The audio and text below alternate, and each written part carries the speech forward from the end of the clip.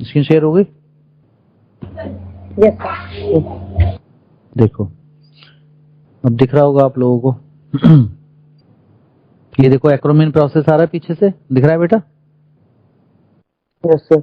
और ये देखो ग्लिनोइड कैविटी है जिसके अंदर हेड फिट हो गया, ठीक है। और ये क्लेविकल बोन है जो आगे की तरफ जा रही है ऐसे। Yes sir. दिख गया बेटा, नहीं दिखा आपको? दिख गया सर। हाँ, आप इसका स्क्रीनशॉट ले लो, ठीक है। घर में बैठ के देखना, समझ में आ जाएगा। चले आगे। ठीक है।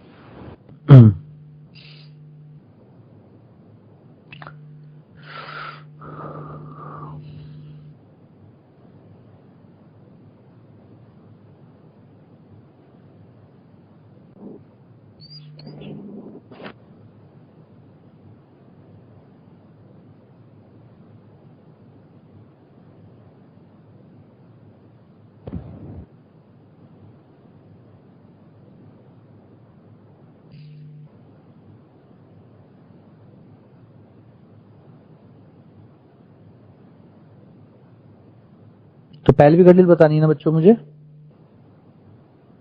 Yes sir. चलिए तो अब बात करते हैं पेल्विक गडिल। बेटा पेल्विक गडिल का ही दूसरा नाम होता है हिप गडिल, ठीक है। तो पहले मैं डायरेक्टली आपको डायग्राम दिखा रहा हूँ, डायग्राम से एक इमेज बन जाएगी, उसके बाद बाकी चीजें करेंगे हम। तो देखिए इधर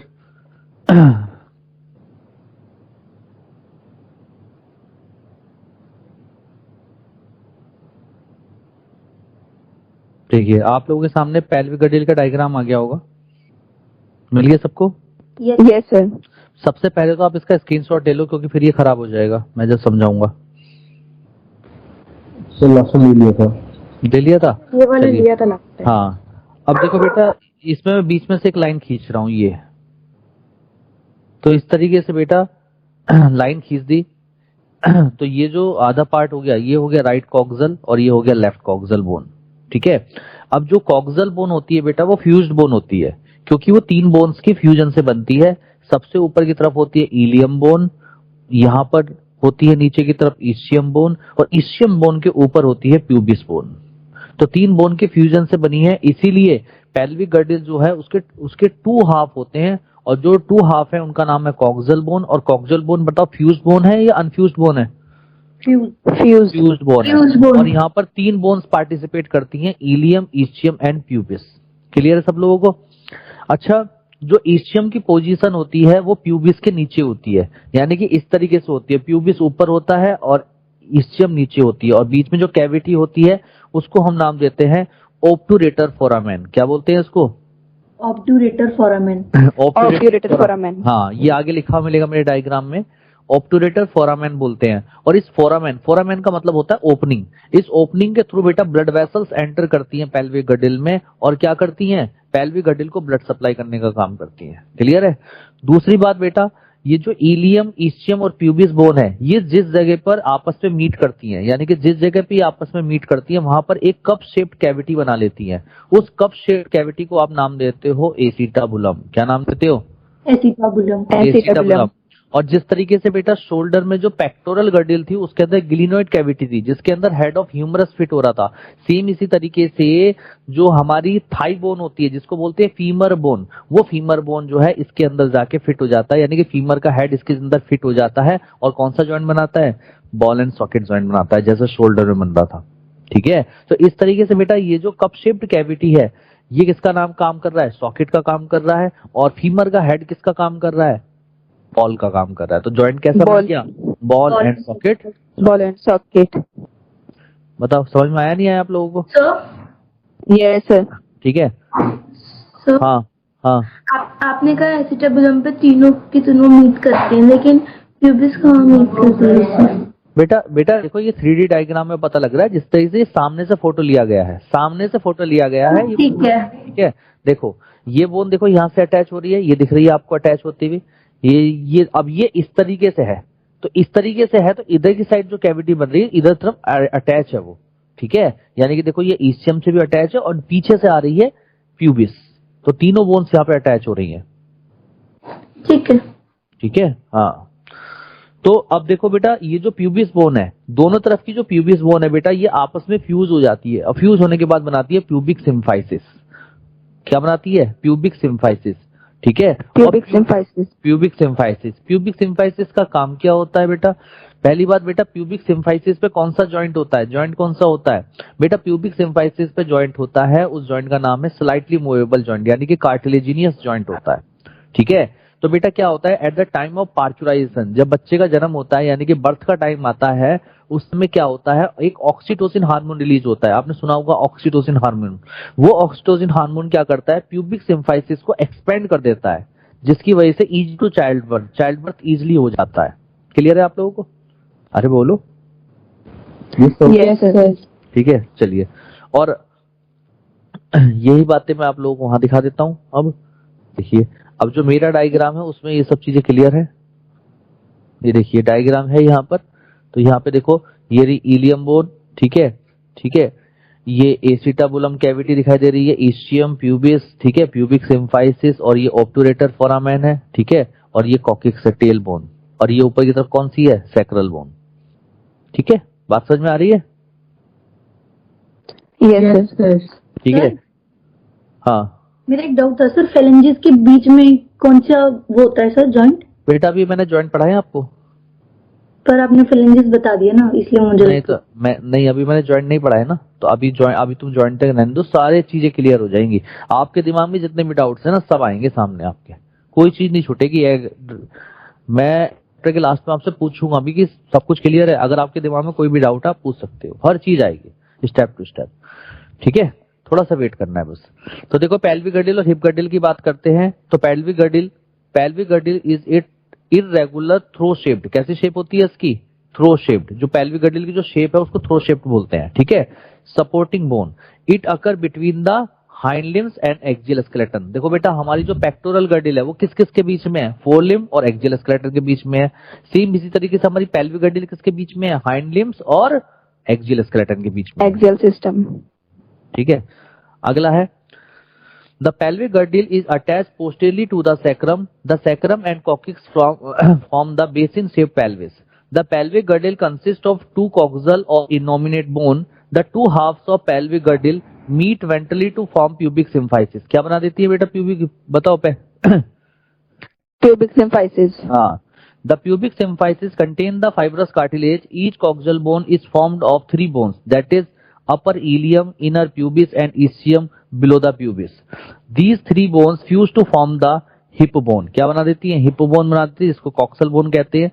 The point where these three bones meet, a cup shaped hollow cavity is present called acetabulum. क्या बोलते हैं उसे? acetabulum. In acetabulum, head of femur fit and forms hip joint, यानी कि बॉल एंड सॉकेट जॉइंट। अरे clear है? Yes, sir. ठीक है, चलिए अगला है फंक्शन ऑफ पेल्विक गर्डिल। तो पेल्विक गर्डिल का बेटा फंक्शन क्या है? पहली बात तो बेटा, पेल्विक गर्डिल का फंक्शन ये है कि ये क्या बनाता है? हिप जॉइंट बनाता है, जिसकी वजह से हमारे जो पैरों की मूवमेंट है, यानी कि जो हाइंड लिम्स है, उनमें मूवमेंट्स होती है। ठीक है, क्यों? क्योंकि पेल्विक गर्डिल के अंदर क्या प्रेजेंट होती है? ग्लिनोइड कैविटी प्रेजेंट होती है, सॉरी एसिटाबुलम प्रेजेंट होती है, और उस एसिटाबुलम के अंदर क्या फिट हो जाता है? फीमर का हेड फिट हो जाता है, जिसकी वजह से हिप जॉइंट बनता है। क्लियर है सबको? दूसरा काम क्या होता है बेटा, हमारी जो लेग की मसल्स हैं, जो पैरों की मसल्स हैं, उनके अटैचमेंट के लिए सरफेस कौन प्रोवाइड करता है? पेल्विक गर्डिल प्रोवाइड करता है।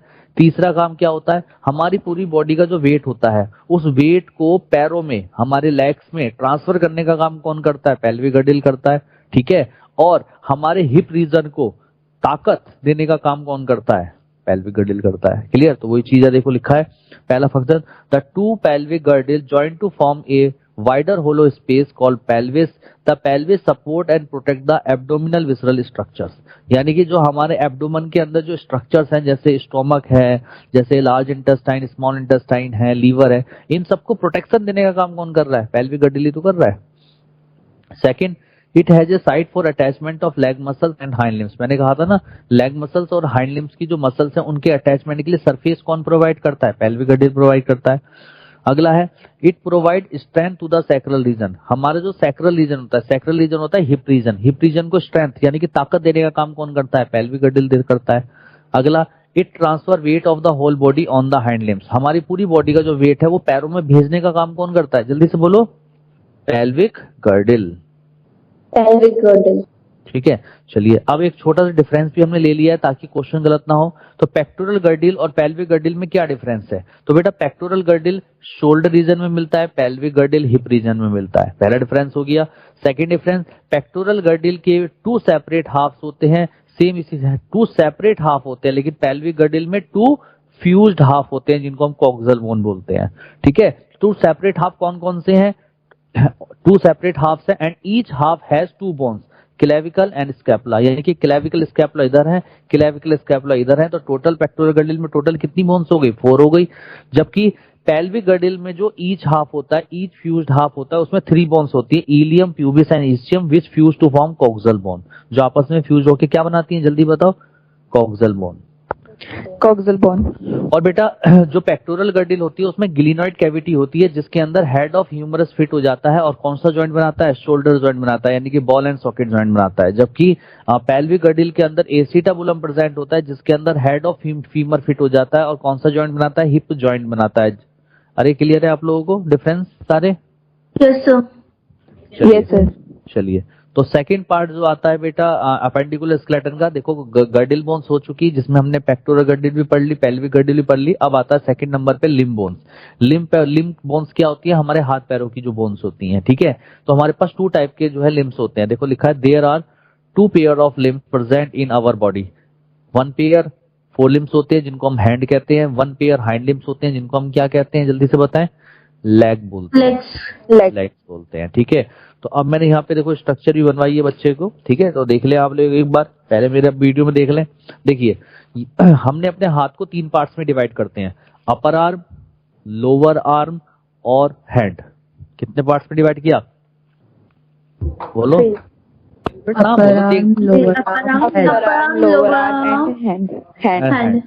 अपर आर्म जो बनी होती है ये ह्यूमरस बोन की बनी होती है। किसकी बनी होती है? ह्यूमरस की। Humerus bone. लोअर आर्म जो होती है ये 2 पार्ट्स की बनी होती है, रेडियस और अल्ना। रेडियस और अल्ना से बनी होती है। ठीक है, और इसके बाद हैंड किसका बना होता है? Carpel, metacarpal, phalanges. 3 चीजों से बना होता है। तो ह्यूमरस सिंगल बोन होती है जो अपर आर्म बनाती है। ठीक है, ह्यूमरस का हेड किसके साथ फिट हो जाता है? Glenoid cavity of Glenoid cavity. हाँ, और उसके बाद बेटा 2 बोन होती है, रेडियस और अल्ना। रेडियस अल्ना जो बोन होती है बेटा ये हमारा लोअर आर्म बनाती है और हमारा जो हैंड बनाती है वो बनाती है कार्पल्स। कार्पल्स कहाँ की बोन होती है? रिस्ट की बोन होती है, हमारी कलाई की बोन होती है। ठीक है, हाँ। उसके बाद आती है मेटाकार्पल्स। मेटाकार्पल्स हमारी कहाँ की बोन होती है? पाम की होती है, हथेली की। ठीक है, और जो फैलेंजेस बोन होती है वो किसकी होती है? फिंगर की बोन्स होती है। क्लियर? तो 1 तो हो गई ह्यूमरस, 1 हो गई रेडियस अल्ना, कार्पल्स हो गई 8, फैलेंजेस हो गई मेटाकार्पल्स हो गई 5 और फैलेंजेस हो गई 14। तो टोटल कितनी हो गई? 30 बोन्स हो गई। तो एक हाथ में 30 बोन्स हो गई, दूसरे में 30 हो गई, तो टोटल कितनी हो गई? 60. तो देखो ये दिखा रखा है यहाँ पर, देखो 3 पार्ट्स में डिवाइड कर दिया, अपर आर्म, लोअर आर्म और हैंड। अपर आर्म में हो गई ह्यूमरस, लोअर आर्म में हो गई रेडियस और अल्ना और हैंड में हो गई आपकी कार्पल्स, मेटाकार्पल्स और फैलेंजेस। अरे दिख रही है आप लोगों को? नहीं? Yes sir. ठीक है, Yes sir. तो ह्यूमरस हो गई अपर आर्म की, रेडियस अल्ना हो गई लोअर आर्म की, कार्पल्स हो गई आपकी रिस्ट की, कलाइयों की, मेटाकार्पल्स हो गई आपकी पाम की, हथेली की, और फैलेंजेस हो गई आपकी फिंगर्स की। राइट, सबको क्लियर हो गया? चलिए Yes sir. अब ह्यूमरस की एक बार स्ट्रक्चर में दिखा देता हूं। देखो वैसे स्ट्रक्चर में क्वेश्चन नहीं आता, ये ह्यूमरस बोन है और ये रेडियस है, ये अल्ना है। ठीक है, तो बस ह्यूमरस में सिर्फ एक क्वेश्चन आता है, इसके अंदर मिलती है डेल्टोइड ट्यूबरोसिटी यानी कि डेल्टोइड रिज। जब भी आपसे भी पूछें कि डेल्टोइड ट्यूबरोसिटी या डेल्टोइड रिज, RIDGE, ठीक है, ये किसके अंदर मिलती है? तो आप बताओगे ह्यूमरस बोन के अंदर मिलती है। ठीक है, बाकी ये सारी स्ट्रक्चर्स है इसके, ये इसका हेड ऑफ ह्यूमरस है जो किसके अंदर फिट हो जाता है? ग्लिनॉइड कैविटी में फिट हो जाता है।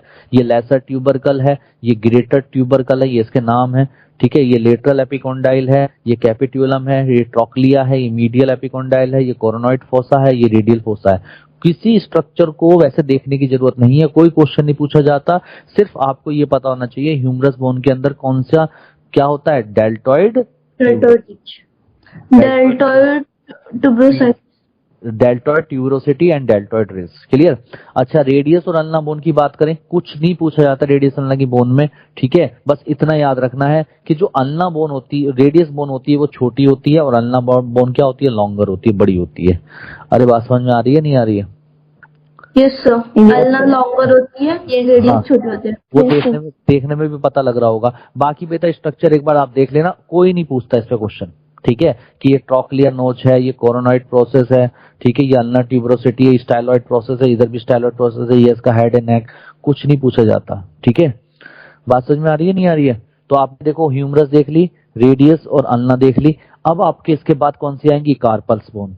तो देखो ये रही कार्पल्स, फिर ये रहे मेटाकार्पस और ये रही फेलेंजेस। तो देखो कार्पल्स टोटल नंबर में कितनी होती हैं, 8 होती हैं। कितनी नंबर में होती हैं जल्दी बताएं? 8। कौन कौन सी? जैसे ये ट्रेपीजियम है, ठीक है, ये ट्रेपीजॉइड है सेकंड नंबर की, फिर ये स्कैफॉइड है, ये ल्यूनाट है, फिर ये हैमेट है, कैपिटेट है, पिसीफॉर्म है, और ये ट्राइक्यूट्रम है। बेटा एक बात का याद रखना, जहां पे जो बोन लिखी गई है सेम वो वहीं पे ही पढ़नी है, क्योंकि उनकी पोजीशन बिल्कुल फिक्स है, बदल नहीं सकते, ठीक है। तो इस तरीके से 8 आपके सामने कार्पल्स आ गए। इस पे क्वेश्चन क्या आ सकते हैं, सिंपल क्वेश्चन आ जाएगा, आपसे कहेंगे identify the name of carpals. आपके नीचे 4 नाम होंगे, अगर आपने कार्पल पढ़ रखे होंगे तो आप आंसर दे दोगे। क्लियर है? तो कार्पल्स कितने होते हैं नंबर में, जल्दी बोलो? 8। और उसके बाद क्या आते हैं, मेटाकार्पल्स। मेटाकार्पल्स नंबर में कितने होते हैं, 5। 1 2 3 4 5, टोटल 5 हो गए। और उसके बाद के जो होते हैं वो हो गई फेलेंजेस 14 देखो 1 2 3 4 5 6 7 8 9 10 11 12 13 14, टोटल 14 फेलेंजेस हो गई। बोलो। और अगर फेलेंजेस का फार्मूला आप देखना चाहते हो तो यहाँ लिख सकते हैं 2, क्योंकि 2 है यहाँ पर, 2 3 3 3 3। क्लियर? बोलो। Yes sir. ठीक है, तो चलिए आपको हैंड समझ में आ गया। इसके बाद बेटा बात करते हैं अब पैर की, ठीक है। तो बेटा अगर हम पैर को देखते हैं, अगर हम पैर की स्ट्रक्चर, हाँ सर, ये जो कार्पल में जो बोन्स के नाम है वो याद है क्या, या फिर आइडेंटिफाई करने के लिए ऐसे ही? बेटा याद करोगे तभी तो आइडेंटिफाई कर पाओगे सही से, वरना तो कंफ्यूजन नहीं होगा। 8 नाम ही तो याद करने हैं, रट डालना, इतना ठीक है, ठीक है। वो तो याद ही करना है जैसे कहाँ पर है। हाँ सब नहीं, वो याद करने की जरूरत नहीं है कहाँ पर है, बस इतना याद रख लेना कि ये कार्पल्स के नेम क्या है, ठीक है। क्योंकि इस पे ज्यादा क्वेश्चन नहीं आता है, जो आते हैं वो मैं बता के चल रहा हूँ। चलिए अब बात करते हैं पैरों की, ठीक है। ये देखो पैर, तो पैरों में बेटा ये देखो, पैर को भी हमने 3 पार्ट्स में डिवाइड कर दिया, अपर पार्ट, लोअर पार्ट और फुट, 3 पार्ट में डिवाइड कर दिया, ठीक है। तो upper part of leg, lower part of egg, और ये क्या हो गया, फुट। तो अपर पार्ट जो होता है बेटा वो थाई रीजन होता है, थाई रीजन। तो थाई रीजन की बोन को क्या बोलते हैं, फीमर। और फीमर का जो हेड है वो किसके अंदर फिट हो जाता है, एसिटबुलम। और कौन सा जॉइंट बनाता है, बॉल एंड सॉकेट जॉइंट। हाँ, बॉल एंड सॉकेट जॉइंट बनाता है, जिसको हम बोलते हैं हिप जॉइंट, ठीक है। उसके बाद बेटा देखिए, फीमर के बाद अब ये जो नीचे आपको दिखाई दे रही है ये 2 बोन है, ये है एक टीबिया और एक फिबुला। जैसे ऊपर रेडियस चलना थी, ऐसे यहाँ पे टीबिया और फिबुला बोन है, ठीक है। और टीबिया फिबुला, और बेटा जहाँ पे आपकी जो नी बनती है, ठीक है, जहाँ नी होती है, नी के ऊपर बेटा कैप की तरह एक बोन होती है, उस बोन को हम नाम देते हैं पटेला बोन। क्या बोलते हैं, पटेला बोन, ठीक है। हाँ, और ये जो फुट है बेटा, फुट में 3 बोन्स होती हैं, एक होती है टार्सल्स, एक होती है मेटाटार्सल्स, एक होती है फेलेंजेस, ठीक है। तो टार्सल्स का नंबर होता है 7, मेटाटार्सल्स का 5 होता है, और फेलेंजेस का 14 होता है। तो इस तरीके से अगर नंबर देखें तो फीमर हो गई 1, पटेला हो गई 1, टीबिया हो गई 1, फिबुला 1 हो गई, टार्सल्स हो गई 7, ठीक है, मेटाटार्सल्स 5 और फेलेंजेस हो गई 14। तो टोटल 30 बोन्स हो जाती हैं, तो दोनों पैरों में हो जाएंगे 60 बोन्स। क्लियर है? Yes sir. अब मैं फीमर बोन दिखा देता हूँ सेम। देखो ये रही फीमर बोन, वैसे तो कुछ पूछा नहीं जाता इसमें, लेकिन फिर भी मैंने बनाई है ताकि मन को सेटिस्फिकेशन है बच्चों की, सर ने बताया नहीं था। ये फीमर है, ये टीबिया है, ये फिबुला है। फीमर में ये सारे के सारे पार्ट्स आप देख लेना, एक बार नाम देख लेना, कोई क्वेश्चन नहीं पूछा जाता नाम पे, आज तक आया ही नहीं है, ठीक है, आए। और टीबिया फिबुला, तो बस इसमें ये याद करना है कि टीबिया बड़ी है या फिबुला बड़ी है, देख के बताएं आप लोग। टीबिया। हाँ, टीबिया लॉन्गर, हाँ टीबिया बड़ी है, फिबुला छोटी है, ठीक है। तो ये अपने नाम आप देख लेना, ठीक है। अच्छा, इसके बाद बेटा जो बाद में इसके बाद आएंगे टार्सल्स। देखो ये टार्सल्स हैं, टार्सल्स के बाद मेटाटार्सल्स हैं, फिर फेलेंजेस हैं। तो अगर आप सही से देखें तो देखो टार्सल्स में देखो टोटल टार्सल्स कितने होते हैं 7। तो ये है टेलस, ये है कैल्केनियम, ये है नेविक्यूलर, क्यूबॉइड, ठीक है, फिर है third cuneiform, second cuneiform and first cuneiform. तो टोटल 7 हो गए, ठीक है। तो ये नाम आपको याद करने हैं टार्सल्स के। अच्छा, इसमें से जो बेटा जो कैल्केनियम है ये हमारी हील बनाती है। क्या बनाती है ये हमारी हील। जो हमारी एड़ी होती है, इसको हिंदी में बोलते हैं एड़ी, उसको बनाने का काम कौन सा टार्सल्स बनाता है, ये क्वेश्चन पूछा गया है। कैल्केनियम, कैल्केनियम, ठीक है। टार्सल्स के बाद 5 जो हो जाती है मेटाटार्सल्स आ जाती हैं, और उसके बाद 14 फेलेंजेस आ जाती हैं। और इसका भी फार्मूला सेम ही होगा 2 3 3 3 3। क्लियर है सब लोगों को? Yes sir. ठीक है। चलिए अब आप मैं पॉइंट पढ़ रहा हूँ, सारे पॉइंट्स आप पे अब स्ट्राइक करेंगे। देखो फॉरलिम्स, फॉरलिम्स किसको बोलते हैं, हैंड को बोलते हैं, ठीक है। तो देखो लिखा है in human a pair of forelimbs is present, each forelimbs has 30 bones which form 3 different parts of the arm, namely upper arm, lower arm, जिसको फोर आर्म भी कहते हैं, एंड हैंड। तो यानी कि 3 पार्ट हो गए फोरलिम्स के, अपर आर्म, लोअर आर्म और हैंड। तो अपर आर्म किसका बताया था मैंने बना रहता है, बताओ, ह्यूमरस बोन का। लोअर आर्म किसका बनेगा, रेडियस। और हैंड किसका बनेगा, कार्पस। तो देखो यही चीज यहाँ पे लिखी मिलेगी। देखो लिखा है the single long bone of upper arm is called humerus, the 2 bones present at the lower arm ulna and radius and these 2 bones are either parallel or cross to each other. यानी कि जो radius ulna है एक दूसरे के parallel भी हो सकती हैं, एक दूसरे को क्रॉस भी कर सकती हैं, क्योंकि अलग अलग शेप होती है ना हाथ पैरों की लोगों की, उस पर डिपेंड करता है। अगला है the radius is shorter than ulna. मैंने आपको कहा था रेडियस छोटी होती है, अल्ना बड़ी होती है। अगला है the hand has 27 bones. 27 bones कैसे हो गई, आप देख लो, हैंड में 27 बोन कैसे हो गई, कार्पल्स हो गए 8, फेलेंजेस 5 हो गई, और सॉरी मेटाकार्पल्स 5 हो गए, और फेलेंजेस कितनी होगी 14। तो सबको जोड़ के देख लो 27। यानी कि where 8 bones are present in the wrist region, जिनको हम क्या बोलते हैं, carpals. 5 bones are present in palm region, जिसको बोलते हैं metacarpals, and 14 bones are present in fingers, जिनको हम क्या बोलते हैं, जल्दी से बताओ, फेलेंजेस। तो वही लिखा है the 8 bones of wrist are called carpals, the 5 bones of palm is called metacarpals, the 14 bones of finger are called phalanges. Clear है बेटा, कोई दिक्कत किसी को? Yes sir. No sir. चलिए इसके बाद आते हैं हाइंड लिम्स, जिनको हम पैर बोलते हैं। तो पैरों को मैंने आपको बताया था 3 पार्ट्स में डिवाइड कर दिया गया था। 3 पार्ट्स कौन कौन से, एक थाई, एक शैंक और एक फुट। कितने पार्ट्स में डिवाइड कर दिया था, थाई, शैंक, फुट। बेटा थाई रीजन किसका बना होता है, फीमर का बना होता है। शैंक किसका बना होता है, टिबिया, और फुट किसका बना होता है, टार्सल, मेटाटार्सल। हाँ, तो देखो लिखा है in human a pair of hind limbs is present, each hind limbs has 30 bones which form thigh, shank and foot. The single longest and strongest bone present in the thigh region is called femur. अगर आपसे पूछें आपकी body की सबसे strongest और longest bone कौन सी है, तो आप किस पे टिक लगाएंगे, फीमर बोन, ठीक है। अगला the 2 bones present in the shank region are called tibia and fibula, ठीक है। And 7 bones of ankle are called tarsals, ankle की बोन्स को हम बोलते हैं tarsal. 5 bones on the sole, जो हमारा सोल की जो बोन्स होती हैं उनको बोलते हैं metatarsals, and 14 bones that form the toes are called phalanges, उनको फेलेंजेस बोलते हैं। अरे क्लियर है सबको? Yes sir.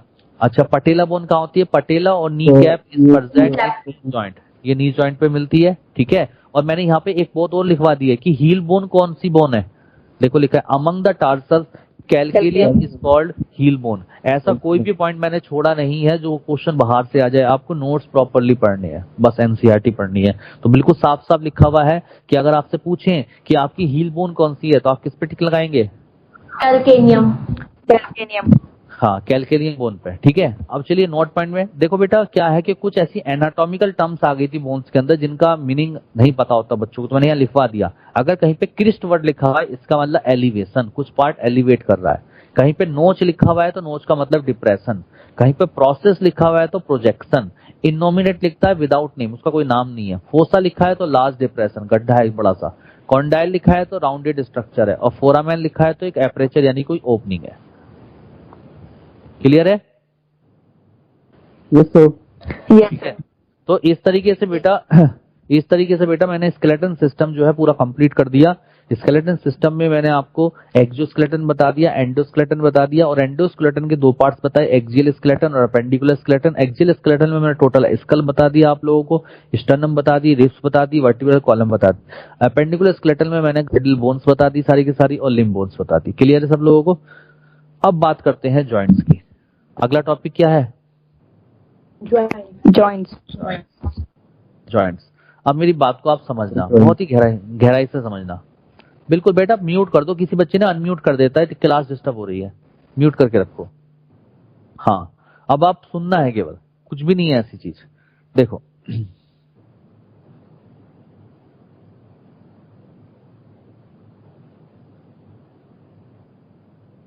देखना एक बार,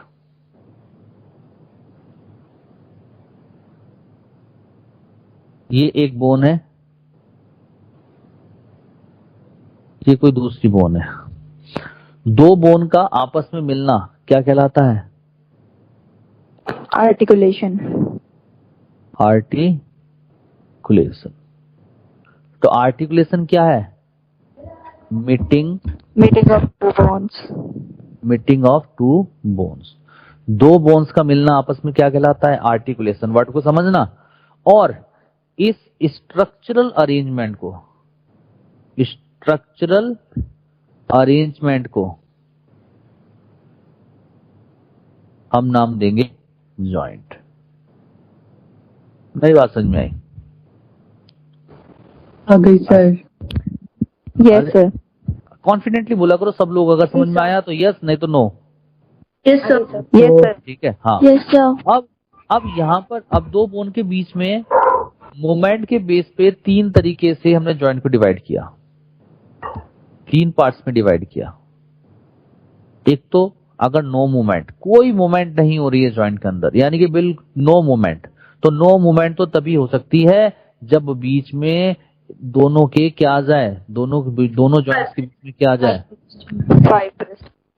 हाँ, दोनों के बीच में क्या आ जाए? कोलेजन फाइबर्स आ जाए। क्या आ जाए? जल्दी बोलो। डेंसली पैक्ड कोलेजन फाइबर्स आ जाए। तो अगर डेंसली पैक्ड कोलेजन फाइबर्स आ गए दोनों बोन्स के बीच में, तो वो क्या हो जाएगा? जॉइंट बिल्कुल फिक्स हो जाएगा, यानी कि उसमें कोई मूवमेंट नहीं होगी, नो मूवमेंट अकर। जब कोई मूवमेंट नहीं होगी तो ऐसे जॉइंट को हम नाम देते हैं इमूवेबल जॉइंट। क्या बोलते हैं जल्दी से बताओ? Immovable joint. या इसका दूसरा नाम होता है फाइब्रस जॉइंट, या इसको बोलते हैं फिक्स्ड जॉइंट। नहीं समझ में आई बात आपको? बोलो तो बेटा बता दो। इस जॉइंट का एग्जाम्पल मैंने आप लोगों को बता रखा है। जैसे एक एग्जाम्पल था सूचर था एक एग्जाम्पल, और सेकंड एग्जाम्पल था tooth present in tooth socket. आपके जो टीथ हैं वो आपके टूथ सॉकेट के अंदर फिक्स हो जाते हैं कोलेजन फाइबर से, इसलिए दांत हिलते नहीं है। अरे बात समझ में आई नहीं आई? Yes sir. अच्छा, एक ये तो नो मूवमेंट हो गई। अब ऐसा हो सकता है कोई अगला है लिमिटेड मूवमेंट अकर। लिमिटेड मूवमेंट, लिमिटेड का मतलब बहुत ही कम मूवमेंट हो, तो ऐसे जॉइंट को आप क्या बोलोगे? क्या नाम दोगे? Cartilaginous joints. ऐसे जॉइंट को आप नाम देते हो कार्टिलेजिनियस या स्लाइटली मूवेबल जॉइंट। स्लाइटली बेटा ये कर दो ना, एक क्यों खोल रखा है आपने? Slightly movable joint. अरे सही है बेटा, समझ में आ रही है आप लोगों को? नहीं आ रही है? ठीक है। इसका भी बेस्ट एग्जांपल आप लोगों को कहीं मैंने बताया था। Vertebral column. हाँ, वर्टिब्रल कॉलम।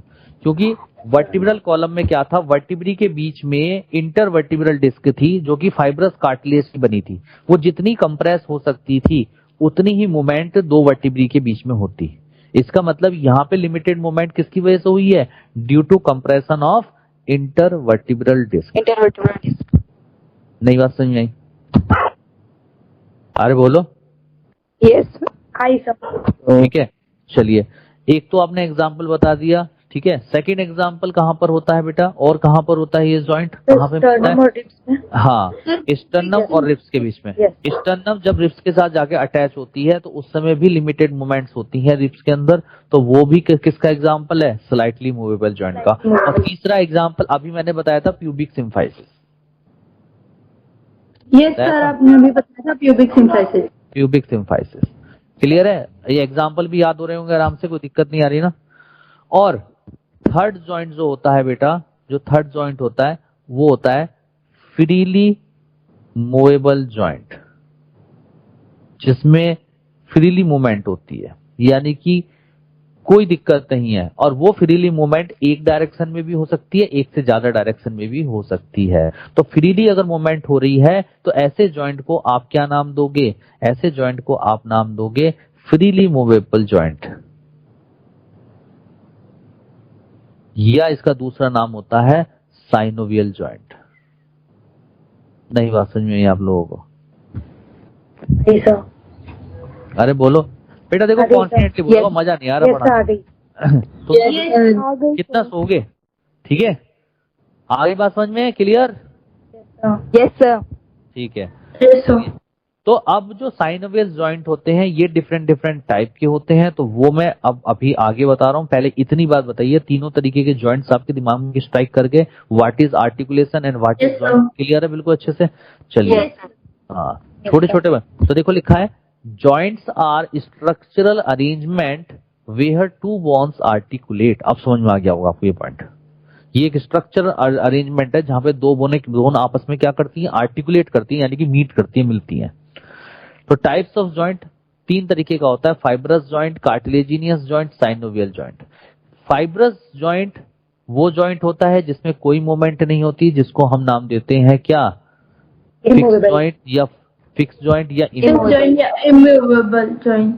कार्टिलेजिनियस जॉइंट वो होता है जिसके अंदर लिमिटेड मूवमेंट होती है, ठीक है, जिसको हम स्लाइटली मूवेबल जॉइंट भी कहते हैं। और साइनोवियल जॉइंट वो होता है जिसमें फ्रीली मूवेबल जॉइंट होता है, ठीक है, फ्रीली मूवेबल मूवमेंट होती है। अब ये डिफरेंट टाइप का होता है, जैसे बॉल एंड सॉकेट जॉइंट होता है, इलिप्सोइडल और एंगुलर जॉइंट होता है, हिंज जॉइंट होता है, पाइवट जॉइंट होता है, ग्लाइडिंग जॉइंट होता है, सैडल जॉइंट होता है। तो शेप के अकॉर्डिंग साइनोवियल जॉइंट को हम डिफरेंट पार्ट्स में डिवाइड कर देते हैं। जैसे ऐसे मानकर चलो चलो मैं ये आगे एक एक करके बताऊंगा, कभी सब मिक्स हो जाए। तो सबसे पहले आपका जॉइंट आता है फाइब्रस जॉइंट। बेटा फाइब्रस जॉइंट के तीन नाम और हैं, सारे नाम आपको याद करनी है। इसको आप इमूवेबल जॉइंट भी कह सकते हो, आप इसको फिक्स जॉइंट भी कह सकते हो। इसका एक और नाम है सिनार्थ्रोज जॉइंट। कौन सा जॉइंट है? सिनार्थ्रोज। तो बताओ आप, तो इसका मतलब तो बताओ जॉइंट्स में मूवमेंट होगी या नहीं होगी? जल्दी से आंसर दो। नहीं होगी। अब मैंने पूछा क्यों नहीं होगी? क्योंकि सर फाइब्रस जॉइंट है वो। आप कहोगे क्योंकि जॉइंट्स में densely packed collagen fibres participate कर रहे हैं। यस। आप सही आंसर देना सीखो, डॉक्टर हो तुम, ठीक है। देखो लिखा है, तो these joints do not allow any movement because the bones are firmly fixed together by strong collagen fibres. जैसे एग्जांपल है सूचर्स, जो कि क्रेनियम में देखने के लिए मिलता है, tooth present in tooth socket. दोनों एग्जांपल्स क्लियर है? बोलो। Yes sir. अगला है कार्टिलेजिनियस जॉइंट। बड़ा धीरे धीरे आंसर देते हो आप लोग, बहुत मजा नहीं आता, इतनी नहीं, मुझे तो एनर्जी चाहिए, एकदम फट से आंसर देने वाला आदमी। तो अगला क्या है? Cartilaginous joint. कार्टिलेजिनियस जॉइंट के तीन नाम और है, कौन कौन से? इम्परफेक्ट जॉइंट, एमपीआर और ठीक है। हाँ, अब आप देखो, अब मैंने आपको बताया था कि दो वर्टिब्री हैं, दोनों वर्टिब्री के बीच में इंटरवर्टिब्रल डिस्क होती है, जिसको हम इंटरवर्टिब्रल पैड भी कहते हैं, और ये फाइब्रस कार्टिलेज की बनी होती है। और इसके कंप्रेशन की वजह से लिमिटेड मूवमेंट होती है, यानी कि limited movement occur due to compression of disc. Disc के कंप्रेशन की वजह से यहाँ पर लिमिटेड मूवमेंट होती है, बहुत ही कम मूवमेंट होती है। तो देखो वही लिखा है, in this joint limited movement occur due to compression of pad of cartilage present on the end of bone taking part in the joint. Example क्या है? Between adjacent vertebrae of vertebral column, sternum and ribs के बीच में होती है, यानी कि costal cartilage and pubic symphysis. तीनों एग्जाम्पल बता चुका हूं मैं आप लोगों को. Yes, sir. Yes, sir. चलिए अगले नंबर पे आती है साइनोवियल जॉइंट. साइनोवियल जॉइंट को आप फ्रीली मूवेबल जॉइंट भी कहते हो और इसको डाई आर्थरोज जॉइंट भी कहते हो. डाई आर्थरोज जॉइंट भी कहते हो. अब मैं इस जॉइंट के बारे में बता देता हूं, जरा देख लो एक बार.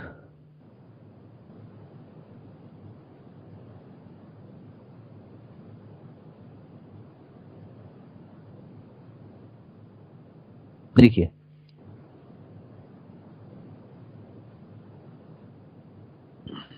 ये एक बोन हो गई,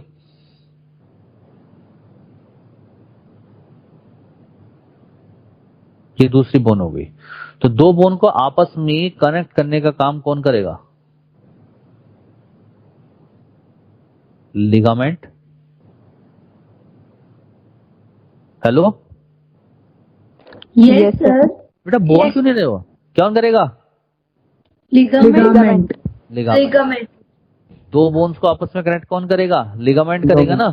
और मैंने आप लोगों को ये भी बताया था कि बोन के टर्मिनल एंड पर एक हाईलाइन कार्टिलेज होता है. Yes, sir. और वो हाईलाइन कार्टिलेज आर्टिकुलेशन में हेल्प करता है, इसीलिए उसको कहते हैं आर्टिकुलर कार्टिलेज. Yes, sir. नई बात समझ में आ रही? Yes. Yes, sir. ठीक है. हाँ. और बेटा ये जो जॉइंट होता है ये बाहर से एक मेम्ब्रेन से सराउंड होता है.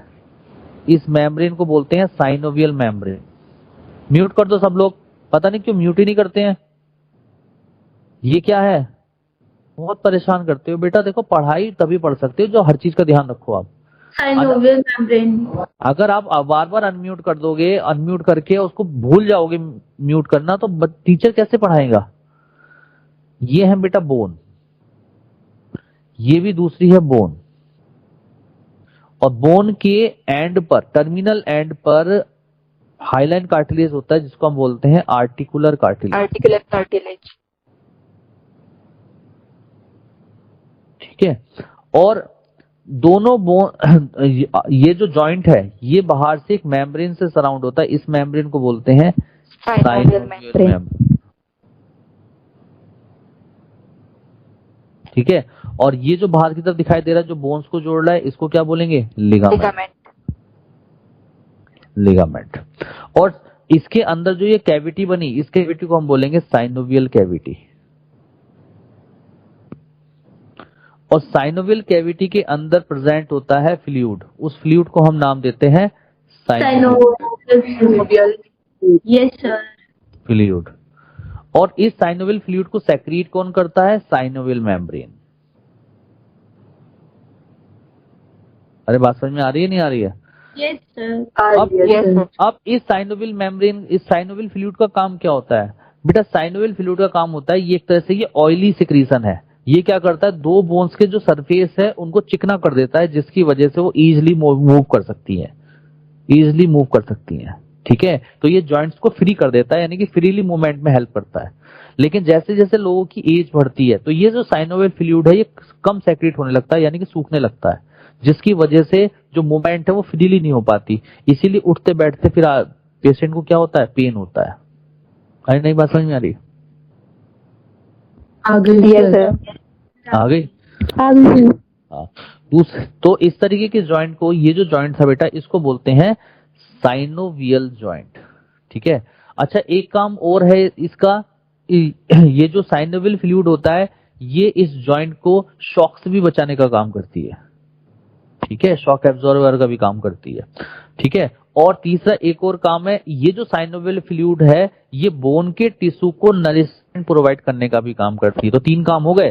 पहली बात तो जॉइंट्स को फ्रीली मूवेबल बनाता है, सेकंड शॉक एब्जॉर्बर का काम करता है, और थर्ड बोन को न्यूट्रिशन प्रोवाइड करने का भी काम करता है, नरिशमेंट प्रोवाइड करने का काम करता है. तीन फंक्शन हो गए. क्लियर हुआ आप लोगों को? नहीं हुआ? Yes, sir.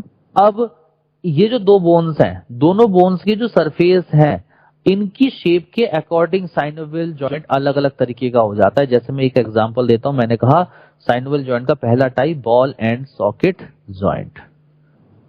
तो बॉल एंड सॉकेट जॉइंट में क्या होता है, एक बोन का जो सरफेस होता है वो सॉकेट की तरह हो जाता है ऐसे, और दूसरी बॉल का जो सरफेस हो जाता है वो ऐसा हो जाता है बॉल की तरह। तो ये बॉल की तरह हो गया सरफेस, और ये क्या हो गया, सॉकेट की तरह हो गया सरफेस।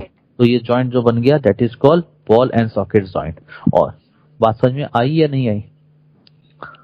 Yes, sir. बाकी बच्चे ठीक है। तो पहले इसका स्क्रीनशॉट ले लीजिए, वैसे मैंने डायग्राम बनवा रखा है, आप फिर भी चाहें तो स्क्रीनशॉट ले सकते हैं, वो आपकी मर्जी है। ठीक है, चलिए आगे। Yes, sir. Yes, sir. चलिए, तो देखिए ये जो डायग्राम है, ये डायग्राम मैंने बहुत अच्छा आगे बनवा रखा है, जिसमें ये रिबोन, बोन के अंदर बोन मैरो होता है, ऐसे ही इधर बोन है, बोन के अंदर बोन मैरो होता है, दो ये लिगामेंट्स है बाहर की तरफ। ठीक है, ये आर्टिकुलर कार्टिलेज है, ये साइनोवियल मेम्ब्रेन है, इसके अंदर साइनोवियल कैविटी के अंदर साइनोवियल फ्लूइड है। ठीक है, डायग्राम बहुत अच्छा बनवा ही रखा है मैंने ऑलरेडी। ठीक है, तो चलिए अब मैं साइनोवियल जॉइंट्स के बारे में पढ़ता जाता हूँ, चीजें आपको समझ। देखो लिखा है, synovial joints are freely movable joint which allow movement in one or more direction. मैंने आपसे कहा था ना कि ये एक डायरेक्शन में मूवमेंट हो सकती है इसकी वजह से, और एक से ज्यादा डायरेक्शन में भी मूवमेंट हो सकती है। अगला है, the bones of these joint are covered by a membrane called synovial membrane. Inside the synovial membrane and between the two articular surface of bone, synovial cavity is present. This cavity is filled with synovial fluid. किससे filled है बेटा वो? Synovial.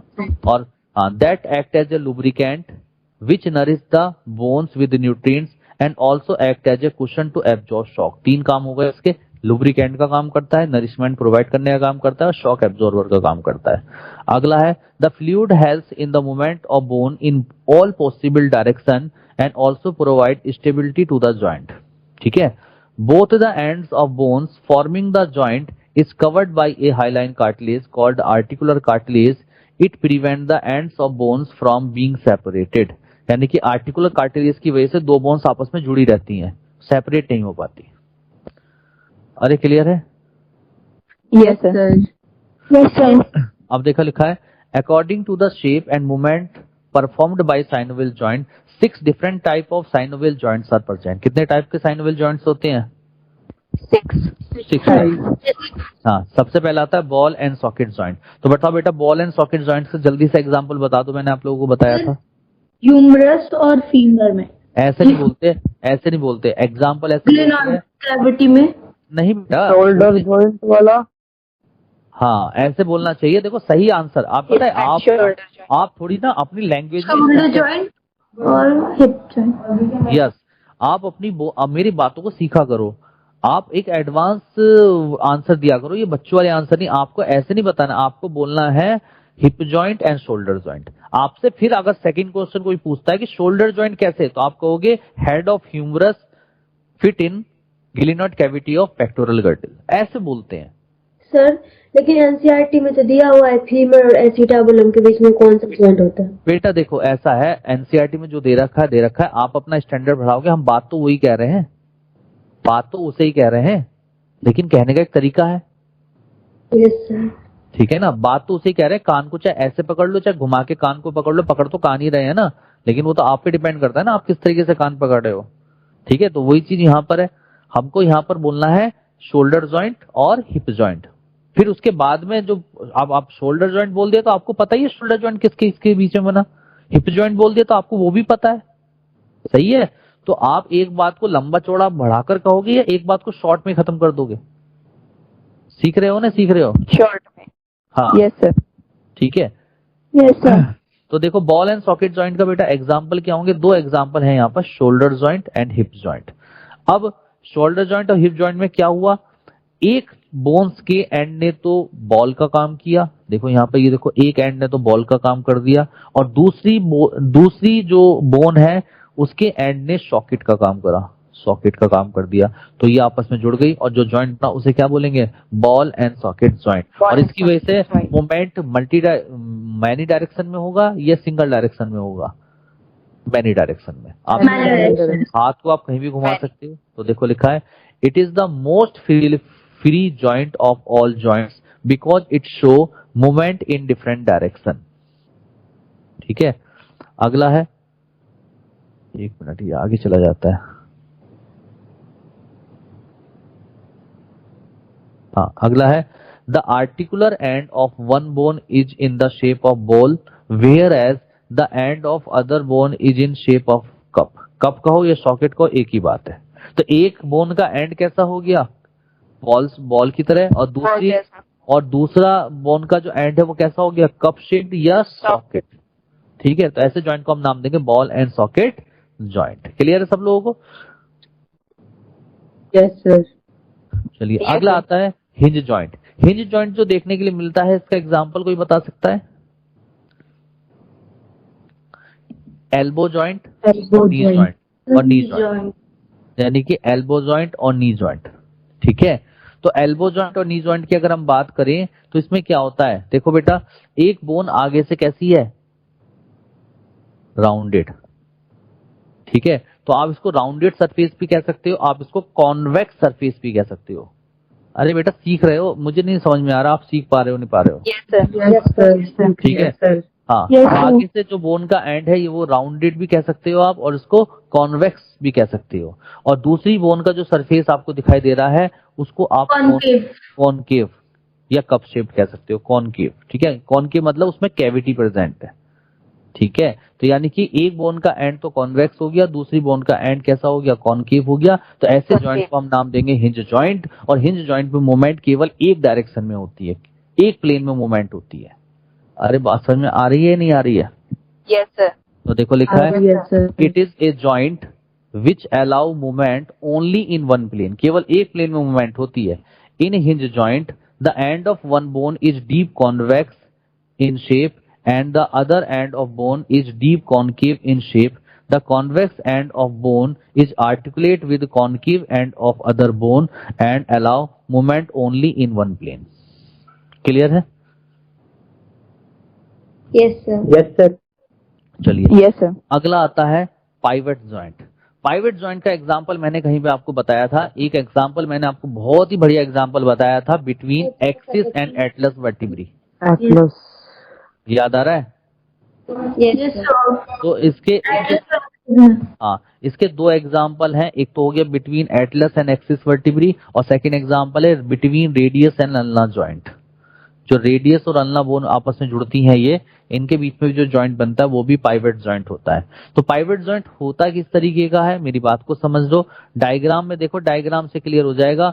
देखो इसमें जो एक and होता है बोन का, वन एंड जो होता है बोन का, वो या तो पॉइंटेड होगा, आगे से नुकीला होगा, या राउंडेड होता है।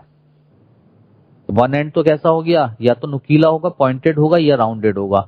और जो अदर एंड है वो शैलो डिप्रेशन होगा। शैलो डिप्रेशन का मतलब छोटी सी उसमें कैविटी होगी। देखो कैविटी दिखाई दे रही है। अरे बात समझ में आ रही है नहीं आई? Yes sir. देखो तो जैसे एक एंड तो हो गया राउंडेड, ये रहा राउंडेड एंड, और दूसरी जो बोन है उसके अंदर एक शैलो डिप्रेशन है, यानी कि छोटी सी कैविटी है। तो ये देखो, और ऐसे जो जॉइंट बनेगा, इस जॉइंट को हम नाम दोगे पाइवट जॉइंट। और पाइवट जॉइंट में क्या हुआ, जो बोन राउंडेड है वो फिक्स रहेगी, और जिसके अंदर कैविटी है केवल उसमें मूवमेंट होगी। समझ में आ रहा है मेरा हाथ देख के? Yes sir. यस। तो बेटा बताओ, जो बोन राउंडेड होगी या पॉइंटेड होगी वो कैसी होगी, फिक्स होगी, यानी कि उसमें नो मूवमेंट, कोई मूवमेंट नहीं होगी। लेकिन जिसमें कैविटी होगी उसमें क्या होगी, मूवमेंट होगी। तो ऐसे जॉइंट को हम नाम देंगे पाइवट जॉइंट। क्लियर है सबको? और पाइवट जॉइंट की वजह से केवल एक प्लेन में मूवमेंट होती है। क्लियर? तो देखो लिखा है the pivot joint allow movement in one plane. In this joint, one end of bone is rounded or pointed, which fit into a shallow depression, यानी कि depression का मतलब cavity of other bone. The rounded end of bone is fixed or stationary, whereas other bone rotate over it. Clear हो गया? केवल diagram देख के ही theory पता लग रही है। डायग्राम में ही मैंने थ्योरी लिखवा दी है सारी। अरे समझ में आ रहा है? Yes sir. यस। अगला है ग्लाइडिंग जॉइंट। ग्लाइडिंग जॉइंट जो होती है बेटा, ये टार्सल्स में और कार्पल्स में देखने के लिए मिलती है। ये जो हमारे वो कार्पल्स होते हैं, ठीक है, जो रिस्ट के अंदर होते हैं, और पैरों में पैरों में जो एंकल होता है, एंकल के अंदर टार्सल्स होते हैं, है ना। तो जो टार्सल्स और कार्पल्स है बेटा, इनके बीच में जो जॉइंट होता है उस जॉइंट को बोलते हैं ग्लाइडिंग जॉइंट। लेकिन ग्लाइड का मतलब क्या होता है? ग्लाइड का मतलब ऐसे देखो, या तो दोनों एंड क्या हो, दोनों एंड सेम होने चाहिए तभी ग्लाइड कर सकते हैं, यानी कि दोनों एंड या तो राउंडेड हो, आगे से ये भी राउंडेड है और ये भी राउंडेड है, ये दोनों एंड क्या हो, प्लेन हो। तो अगर प्लेन है या राउंडेड है तो उनके बीच में कैसा जॉइंट होगा? ग्लाइडिंग जॉइंट होगा, यानी कि वो इस तरीके से ग्लाइड करेंगे, ग्लाइड और स्लाइड करेंगे ऐसे। देख रहे हो? सर नहीं सीख रहे हो क्या? ऐसा आ रहा है। दोबारा बताना एक बार। बेटा ये दोनों सरफेस एक जैसे हैं, एक दूसरे के ऊपर ग्लाइड कर रहे हैं, फिसल रहे हैं, और क्या ये जॉइंट हो गया ग्लाइडिंग जॉइंट? नहीं है समझ में? आ गया सर। हाँ, तो देखो लिखा है it is the simplest of synovial joint, सबसे सिंपलेस्ट होता है। The articular end of both the bones are flat, या तो फ्लैट होंगे या स्लाइटली कर्व्ड होंगे, so that the bones can easily glide और slide over to each other. जिसकी अगर सेम सरफेस होंगे तभी तो एक दूसरे के ऊपर ग्लाइड या स्लाइड कर सकते हैं। अरे बोलिए। And this joint allow movement only in one direction, केवल एक ही डायरेक्शन में मूवमेंट होती है, जैसे एग्जांपल है टार्सल्स एंड कार्पल्स। चलिए अगला आता है सैडल जॉइंट। कौन सा जॉइंट आता है? Saddle joint. Saddle joint. Saddle joint में क्या होता है बेटा? सैडल जॉइंट में क्या होता है, यानी कि इसमें जो एक बोन होती है, वन बोन जो होती है, उसकी शेप होती है सैडल शेप। कैसी शेप होती है? Saddle shape. ठीक है। और अदर जो बोन होती है वो या तो उसका सरफेस राउंडेड होगा या कॉन्वेक्स होगा। तो ऐसे जॉइंट को हम नाम देंगे सैडल जॉइंट। अरे ठीक है। और इसकी वजह से जो मूवमेंट होगी मैनी डायरेक्शन में मूवमेंट हो सकती है, कई सारी डायरेक्शन मूवमेंट हो सकती है। तो देखो लिखा है saddle joint is a joint in which the ball like और convex head of one bone fix into the saddle like depression of other bone. This type of joint allow movement in many direction. ठीक है। Example क्या है? Joint between carpals and metacarpals of human thumb. इधर देखिए हमारा thumb का ये क्या है? कार्पल्स है और ये मेटाकार्पल्स है। यहाँ पर जो जॉइंट होता है, ठीक है, इस जॉइंट को बोलते हैं सैडल जॉइंट, जिसकी वजह से हमारा थंब चारों तरफ घूम सकता है। अरे बात समझ में आ रही है नहीं आ रही है? Yes sir. ठीक है। चलिए अगला जो लास्ट जॉइंट होता है that is called angular joint. इसको हम कॉन्डाइलॉइड जॉइंट भी बोलते हैं, इसको इलिप्सोइडल जॉइंट भी बोलते हैं, इलिप्सोइडल जॉइंट भी बोलते हैं। ठीक है। इसमें क्या है? ये भी बहुत आसान है। इसमें क्या होता है? एक एंड जो बोन का होता है वो ओवल या कॉन्वेक्स होता है, और दूसरा एंड जो बोन का होता है वो इलिप्टिकल होता है। कैसा शेप में होता है? इलिप्टिकल। तो ऐसे जॉइंट को हम नाम देते हैं एंगुलर जॉइंट। और एंगुलर जॉइंट की वजह से केवल टू डायरेक्शन में मूवमेंट हो सकती है। तो देखो लिखा हुआ है it is a type of joint in which articulate end of one bone is oval and convex and other end is elliptical और concave. This type of joint allow movement only in two direction, केवल दो direction movement हो सकती है। जैसे example है joint between radius and carpals. Radius और carpals bones के बीच में जो जॉइंट होता है वो भी एंगुलर जॉइंट है, एंड बिटवीन फ्लैंजेस जो उंगलियों के बीच में जॉइंट होता है उसको भी एंगुलर जॉइंट बोलते हैं। ये क्वेश्चन पूछा था बच्चे आपने, पता मिल गया आपको? Yes sir. ठीक है। तो सबको अच्छे से याद कर लेना है ये कि किसके एंड कैसे हैं, कितनी मूवमेंट में डायरेक्शन कर रहे हैं, और मेन चीज क्या है इसके एग्जांपल्स। तो बताओ जॉइंट्स क्लियर हो गए इस फ्लो को? सर मेरा एक यस सर। चलिए सो एक क्वेश्चन था मेरा। क्या? सर प्यूबिक बोन और पेल्विक गार्डल में फाइब्रस जॉइंट होता है? प्यूबिक बोन और pelvic गार्डल। Pelvic girdle. Pubic bone, pubic bone और पेल्विक गार्डल। प्यूबिक बोन कौन सी बोन हो गई? एनसीईआरटी बोले पॉक्सल वाले की बात करिए, प्यूबिक। हाँ हाँ हाँ, क्या जानना चाह रहे हो उसमें? सर वो क्वेश्चन ये है कि joint between pubic bones in the pelvic girdle. हाँ बिटवीन नहीं है, इन द बोला है क्वेश्चन में। हाँ। एनसीईआरटी कर रही है। हाँ तो प्यूबिक में बताया तो था मैंने आप लोगों को। सर नहीं सर, आपने प्यूबिक सिम्फाइसिस में बताया था फाइब्रेस। हाँ ये सर इसमें पूछा है क्यूबिक बोन्स के बीच में, उसमें सेम। वो तो बेटा कोलेजन फाइबर्स होते हैं ना, वहां पर तो काम करते हैं। यस सर, तो फाइबर्स जॉइंट ही होगा सर। वहां भी फाइबर्स जॉइंट होगा, तभी तो फ्यूज होगी वो तीनों बोन्स, वरना मूवमेंट नहीं हो जाएगी उनमें। हेलो, यस सर, बस यही पूछना था। यस हो गया क्वेश्चन तुम्हारा? सर उसका आंसर तो यहाँ दिया हुआ नहीं है, तो हाँ। बता दिया तो सही होगा। तो बेटा जब फ्यूज हो गई हैं तो फिर तो वो बोन एक बोन बन गई ना, तो फ्यूज तो तभी होंगी ना जब उनमें कोई मूवमेंट नहीं है, वरना तो उनमें मूवमेंट होती। यस ठीक है, हाँ। सर हिंज जॉइंट सर एक प्लेन में कैसे है मूवमेंट उसकी? हिंज जॉइंट एक प्लेन में कैसे है आप देख लो, अपने कोनी को देखो, एक ही तरफ से चलती है, पीछे की तरफ जाती है। अरे बताओ। सारा कोड में डिवाइड करके दो प्लेन में आ गई नहीं है, दो प्लेन में जा रही है तुम्हारी कोनी? कहाँ जा रही है? अगर एल्बो को सेंटर मान के हाँ। प्लेन में डिवाइड कर दे तो दो प्लेन। ऐसे नहीं, ऐसे तो बहुत कुछ हो सकता है, ठीक है ना। हमारी बॉडी की जो एनाटॉमिकल जो ली जाती है वो अलग अलग तरीके से ली जाती है, ठीक है। हमारे सोचने के अकॉर्डिंग नहीं ले सकते। एक ही डायरेक्शन तो मूवमेंट हो रही है, पीछे की तरफ हो कहाँ रही है? अच्छा ठीक है, आप अपने घुटने को देख लो, घुटने भी आप एक तरफ ही मोड़ सकते हो, दूसरी तरफ थोड़ी मोड़ लोगे जब तक जॉइंट ना टूट जाए। वो नहीं लगता कि 90 से 90 80 नहीं, वो 80-80 नहीं चलता है यहाँ। ठीक है, चलिए अब म्यूट कर दें। चलिए स्टार्ट करते हैं। Disorder of muscular and skeletal system. पहले मैं आपकी अटेंडेंस ले लेता हूँ, मैं हर बार अटेंडेंस भूल जाता हूँ आप लोगों की। जहां तक समझाया है, यहाँ तक आप लोगों को समझ में आया? Yes sir. ठीक है। सर मुझे एक डाउट भी पूछना है। हाँ सर वो जो आपने हमें वो बताया था ना सार्कोमियर वाला डायग्राम, थिन फिलामेंट और थिक फिलामेंट वाला, हाँ। उसमें सर एनसीईआरटी में जो डायग्राम दे रखा है उसके अंदर लिखा हुआ है सर कि 3 डायग्राम दे रखे हैं, एक रेस्टिंग स्टेज में और एक कॉन्ट्रैक्टिंग में और एक दे रखा है सर मैक्सिमली कॉन्ट्रैक्टेड में।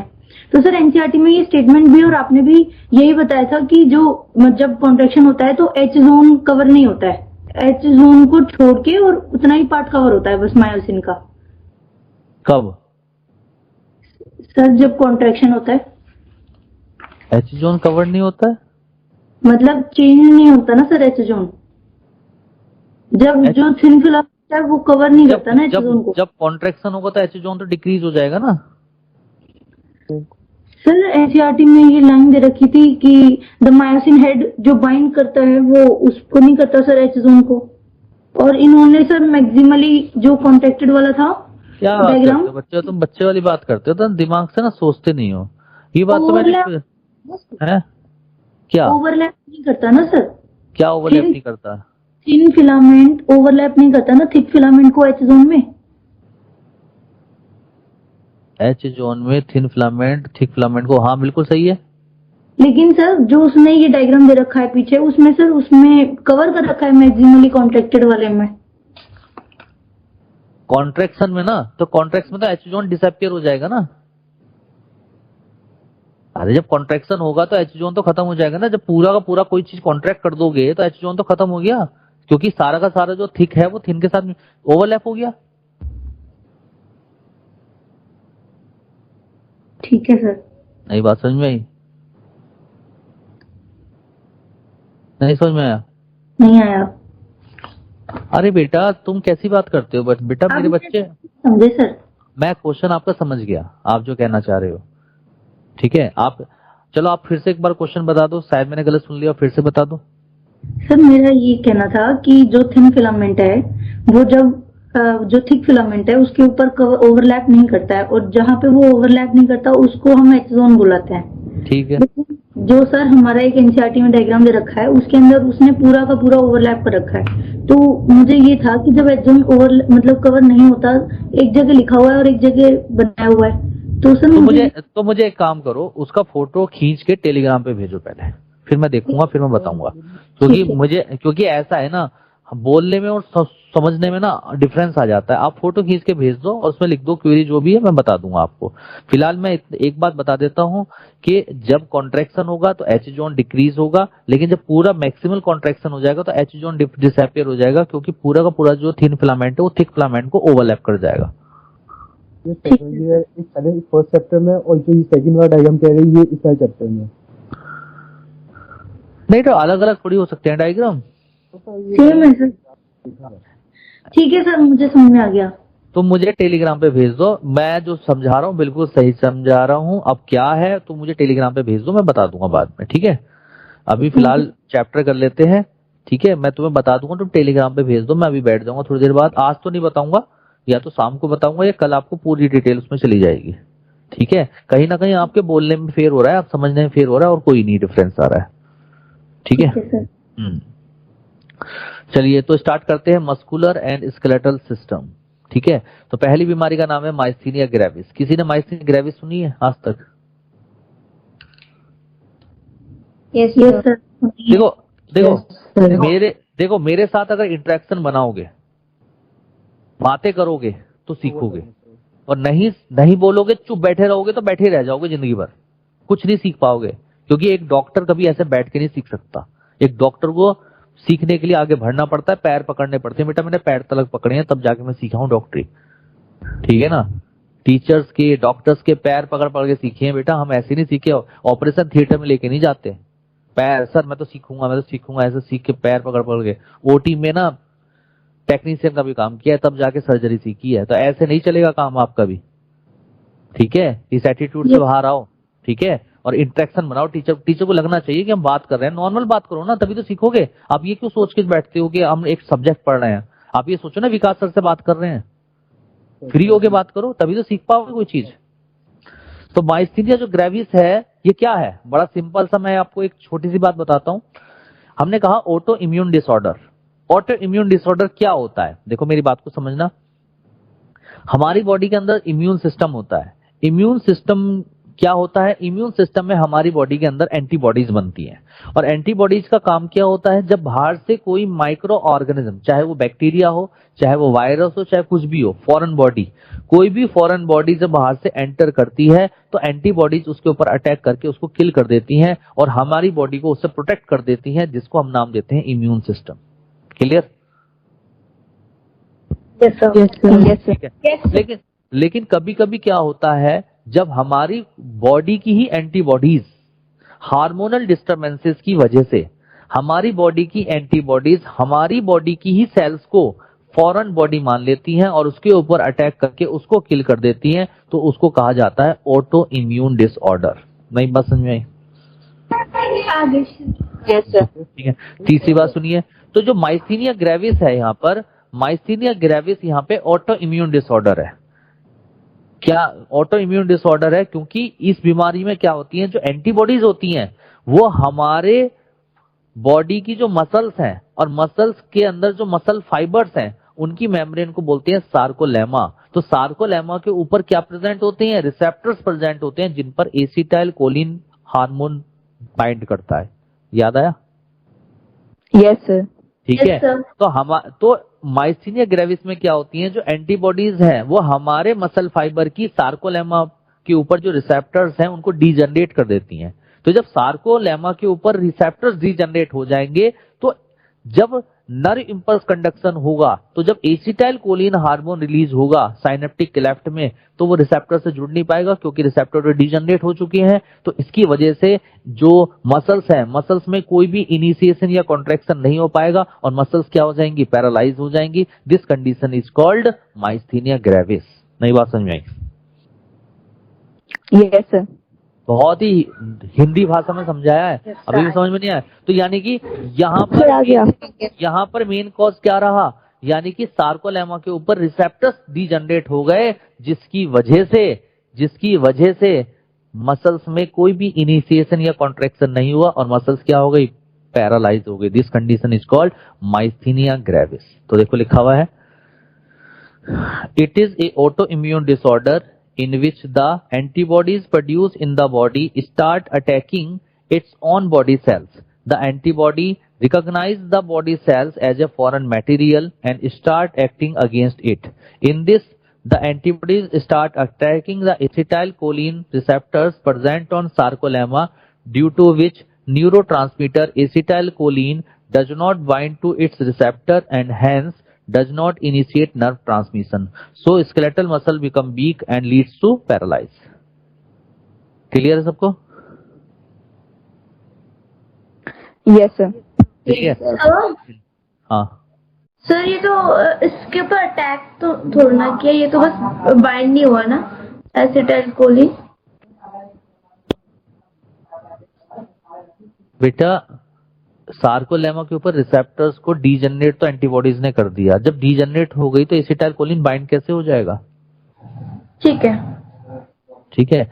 मस्कुलर डिस्ट्रॉफी सबसे लास्ट में बताऊंगा क्योंकि ये किसी से रिलेट करेगी। चलिए अगली बीमारी का नाम है टिटैनी। टिटैनी क्या हो जाता है? जब बॉडी के अंदर कैल्शियम कम हो जाता है, तो जब कैल्शियम कम हो जाता है तो मसल्स के अंदर रैपिडली स्पाज्म हो जाता है। स्पाज्म का मतलब कॉन्ट्रैक्शन हो जाता है, परमानेंट कॉन्ट्रैक्शन हो जाता है। This condition is called tetany. तो देखो लिखा है it is a rapid spasm यानी कि contraction in muscles due to loss of calcium in the body fluid. जब बॉडी फ्लूइड के अंदर कैल्शियम बहुत कम हो जाता है तो मसल्स रैपिडली स्पाज्म हो जाती हैं, जिस कंडीशन को हम नाम देते हैं क्या? बच्चों जल्दी बोलो। टिटैनी। अगली बीमारी का नाम है अर्थराइटिस। अर्थराइटिस आपने बहुत नाम सुना होगा। हाँ सर, टेटनी और टेटनस में सर क्या डिफरेंस है सर? क्योंकि ना एक क्वेश्चन था उसके अंदर ऑप्शन में टेटनी भी गिवन था और टेटनस भी गिवन था सर, उसका सही आंसर टेटनस था सर। बेटा बिल्कुल बिल्कुल क्वेश्चन पढ़ो पहले, बोलो क्वेश्चन बोलो क्या था सर? एक्चुअली मैं भेज आपको टेलीग्राम पे। तो मैं डायरेक्ट ही बता देता हूँ क्वेश्चन, ठीक है? कि टिटनस क्या है? टिटनस बैक्टीरियल इन्फेक्शन है। Yes sir. ठीक है। और जो टिटैनी है ये कैल्शियम की कमी की वजह से होता है। ठीक है। और जो टिटैनी है ये कंटिन्यूअस स्पाज्म है, यानी कि मसल्स में एक बार कॉन्ट्रैक्शन हो गया तो हमेशा के लिए हो जाता है। ठीक है। तो आप मुझे क्वेश्चन भेजना, जैसा क्वेश्चन होगा उसके अकॉर्डिंग आंसर देंगे। बस इतना समझ लो अभी फिलहाल कि जो टिटनस है, टिटनस जो होता है बैक्टीरियल इन्फेक्शन की वजह से होता है। और उस बैक्टीरिया का नाम बता सकता है कोई? क्लोस्ट्रीडियम टिटैनी। क्लोस्ट्रीडियम टिटैनी की वजह से होता है। और यहाँ पे जो टिटैनी हुआ, ये टिटैनी जो है ये कैल्शियम की कमी की वजह से हुआ। ठीक है। तो क्वेश्चन भेज देना, मैं आंसर बता दूं। सर वो इन्फेक्शन की वजह से कुछ सर जॉइंट्स में कुछ ऐसा नहीं होता, स्पैज्म हो जाता है, कॉन्ट्रैक्शन ऐसा कुछ होता है? स्पाज्म हो जाता है। टिटनस में क्या होता है? जैसे कि टिटनस के इंजेक्शन जो नहीं लगवाते, सपोज कोई बैक्टीरिया इन्फेक्शन चला गया क्लोस्ट्रीडियम टिटैनी, तो उसके केस में क्या होता है, जो नेक की मसल्स होती हैं उनमें क्या होता है, स्पाज्म हो जाता है, कॉन्ट्रैक्शन होता है, जिसकी वजह से ब्रीथिंग नहीं आदमी के लिए पाता और आदमी की डेथ हो जाती है।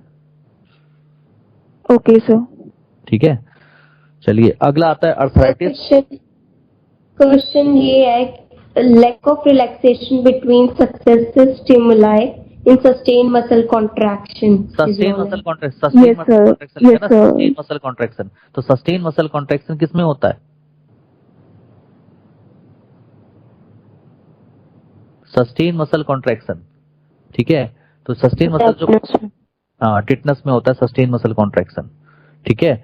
और जो टिटैनी है, टिटैनी में भी सस्टेन मसल कॉन्ट्रैक्शन होता है, लेकिन ये होता है partially sustain muscle contraction. Okay sir. ठीक है। अरे बात समझ में आई नहीं आई? ये पार्शियली सस्टेन मसल कॉन्ट्रैक्शन है, वो सस्टेन मसल कॉन्ट्रैक्शन टिटनस। और टिटनस होता है बैक्टीरियल इन्फेक्शन की वजह से, होता दोनों में स्पाज्म में। इसीलिए टिटनस को हम फिजियोलॉजिकल टिटैनी भी बोलते हैं। नहीं बात समझ में आई? आगे सर, आगे ना। चलिए अब बात करते हैं अर्थराइटिस। देखो जहां पे अर्थ वर्ड आ जाता है, अर्थ का मतलब होता है जॉइंट और आइटिस का मतलब होता है इन्फ्लेमेशन। तो यानी कि inflammation in joint is called arthritis. तो देखो लिखा it is A disorder in which inflammation of joints occur is called arthritis. और अर्थराइटिस 3 टाइप का होता है। कितने टाइप का होता है अर्थराइटिस? 3 टाइप्स। ऑस्टियोआर्थराइटिस, रियोमेटॉइड अर्थराइटिस और थर्ड नंबर पे आता है गाउट। गाउट भी अर्थराइटिस में आता है। ठीक है, एक एक करके सारे समझा रहा हूं। सबसे पहले बात करते हैं ऑस्टियोआर्थराइटिस। ऑस्टियोआर्थराइटिस बेटा, ऑस्टियोआर्थराइटिस क्या है? डीजनरेटिव डिसीज है, डीजनरेटिव जॉइंट डिसीज है। क्या होता है इसमें, आप ये बताइए, दो बोन्स जब आपस में जुड़ती हैं तो उनको आर्टिकुलेशन में कौन सा कार्टिलेज रखता है? Highline cartilage. Articular cartilage. Articular cartilage. अब ये जो आर्टिकुलर कार्टिलेज है ऑस्टियोआर्थराइटिस में क्या हो जाता है? डीजनरेट हो जाता है। तो जब आर्टिकुलर कार्टिलेज डीजनरेट हो जाएगा तो जो बोन का एंड है वो आगे की तरफ थोड़ा सा बढ़ जाएगा, यानी कि प्रोलिफरेट हो जाएगा, जिसकी वजह से दोनों बोन्स के जो पार्ट टुकड़े हैं वो आपस में टकराएंगे उठते बैठते। This is called osteoarthritis. नहीं बात समझ में आई? Yes sir. Yes sir. और ऑस्टियोआर्थराइटिस ज्यादातर 3 बोन्स के अंदर देखने के लिए मिलता है। एक तो रीढ़ की हड्डी में, यानी कि स्पाइन में, बैकबोन में देखने के लिए मिलता है। दूसरा कहाँ देखने के लिए मिलता है? ये हमारे घुटनों में देखने के लिए मिलता है, नी में। और तीसरा मिलता है हमारे हैंड्स के जॉइंट में। क्लियर? तो वही चीज यहाँ पे लिखी हुई है, लिखा है देखो, it is a degenerative joint disease characterized by degeneration of articular cartilage. यानी कि इसमें किसका डीजनरेशन हो जाता है? Articulation and proliferation of new bones occur. और बोन्स, कुछ बोन यहाँ से और कुछ बोन यहाँ से क्या हो जाती है? प्रोलिफरेट हो जाती है, बढ़ जाती है आगे, जिसकी वजह से वो टकराती हैं आपस में। तो usually the affected joints area of spine, knee and hands.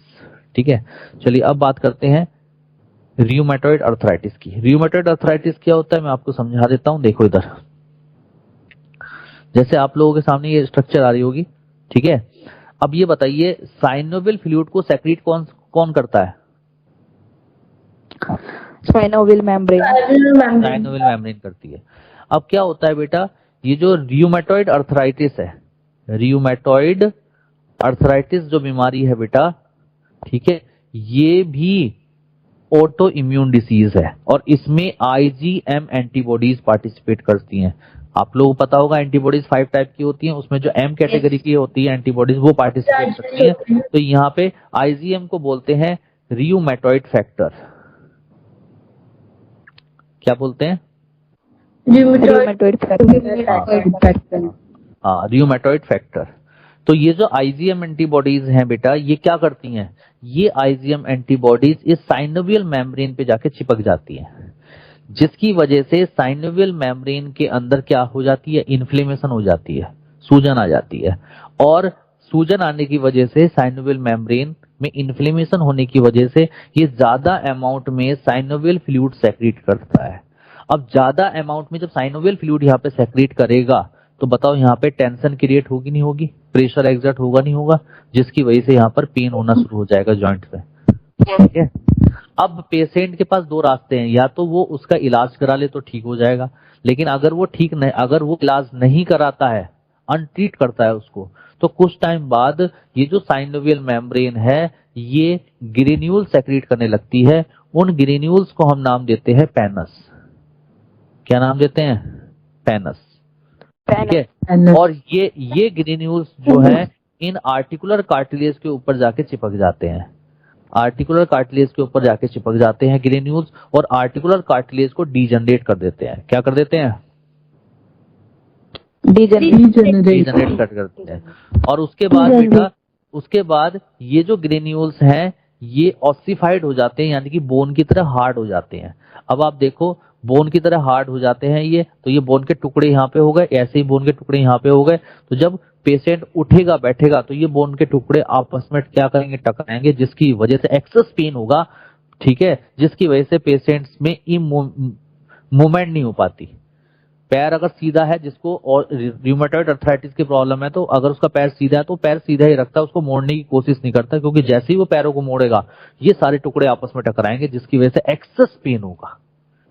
This condition is called rheumatoid arthritis. नहीं बात समझ में आई?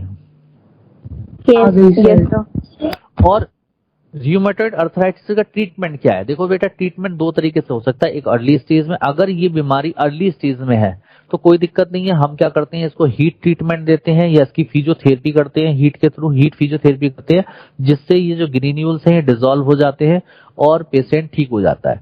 लेकिन अगर ये एडवांस या सीवियर स्टेज में चली जाए बीमारी, तो हमें फिर पूरे के पूरे जॉइंट्स को रिप्लेस करना पड़ता है, जिसको हम नाम देते हैं जॉइंट रिप्लेसमेंट सर्जरी। नहीं समझ में आई बात? आ गई सर। ठीक है, तो देखो यही कहानी यहाँ पे लिखी हुई है। देखो लिखा है, it is diagnosed by the presence of rheumatoid factor IgM। The primary symptom is inflammation of synovial membrane. If it is left untreated, then the membrane thickens and secretes synovial fluid which increase and hence exerting pressure that causes pain, जिसकी वजह से pen होगा। The synovial membrane then starts secreting abnormal granules called pannus which start accumulating on the surface of articular cartilage, hence causing its erosion, जिसकी वजह से उसका erosion हो जाएगा। As a result, the fibrous tissue are attached with the bones and become ossified, making the joints immovable, जिसकी वजह से joints क्या हो जाएगा, इमूवेबल होगा। यानी कि पेशेंट का अगर सीधा है तो वो सीधा ही रखेगा, उसको मोड़ने की कोशिश नहीं करेगा। ट्रीटमेंट क्या है, हीट ट्रीटमेंट है, फिजियोथेरेपी है एंड जॉइंट रिप्लेसमेंट। क्लियर? बोलो। Yes sir. चलिए, अगली बीमारी का नाम होता है गाउट डिसीज। किसी ने गाउट पेशेंट का नाम सुना है? गाउट किसी को आसपास देखा हो किसी ने? बोलो। सर सुना है पर देख। अच्छा, तो क्या सुना है गाउट? अच्छा, वो बुक में देखा है। तो क्या आपने गाउट के बारे में सुना है, क्यों होता है? सर जो यूरिक एसिड के क्रिस्टल्स होते हैं वो इकट्ठा हो जाते हैं सर, जिसकी वजह से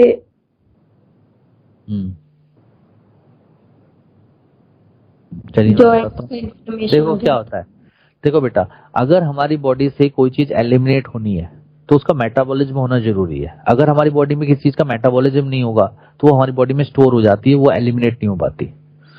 तो यहाँ पर गाउट डिसीज में क्या होता है, गाउट डिसीज में यूरिक एसिड, हमारी बॉडी के अंदर यूरिक एसिड का मेटाबॉलिज्म नहीं हो पाता। तो जब यूरिक एसिड का मेटाबॉलिज्म नहीं होगा तो ब्लड के अंदर यूरिक एसिड क्या हो जाएगा, ज्यादा हो जाएगा। और यूरिक एसिड ज्यादा होने की वजह से वो यूरिक एसिड हमारे जो घुटने होते हैं यानी कि नी जॉइंट होते हैं, ठीक है, वहां पर जाकर क्या होते हैं, मोनोसोडियम सॉल्ट्स की हेल्प से डिपॉजिट हो जाता है यूरिक एसिड, ठीक है। और यूरिक एसिड के डिपोजिशन की वजह से हमारे जॉइंट्स के अंदर इन्फ्लेमेशन हो जाती है, सूजन आ जाती है।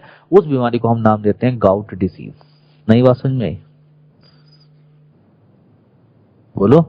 Yes sir. देखो लिखा है, सेम यही बात यहाँ लिखी हुई है। It is a type of arthritis where inflammation of joint occur due to accumulating of uric acid crystals. In this patient of gout, there is an error in the uric acid metabolism due to which over-secretion of uric acid occur. Excessive formation of uric acid occur in the body which get deposit in the synovial joint as a monosodium salts. Clear? चलिए, sir इसका treatment कैसे होता है? क्या चीज? Medicine चलती हैं बेटा यूरिक एसिड को डिसॉल्व करने की, ठीक है। अगला है बेटा ऑस्टियोपोरोसिस।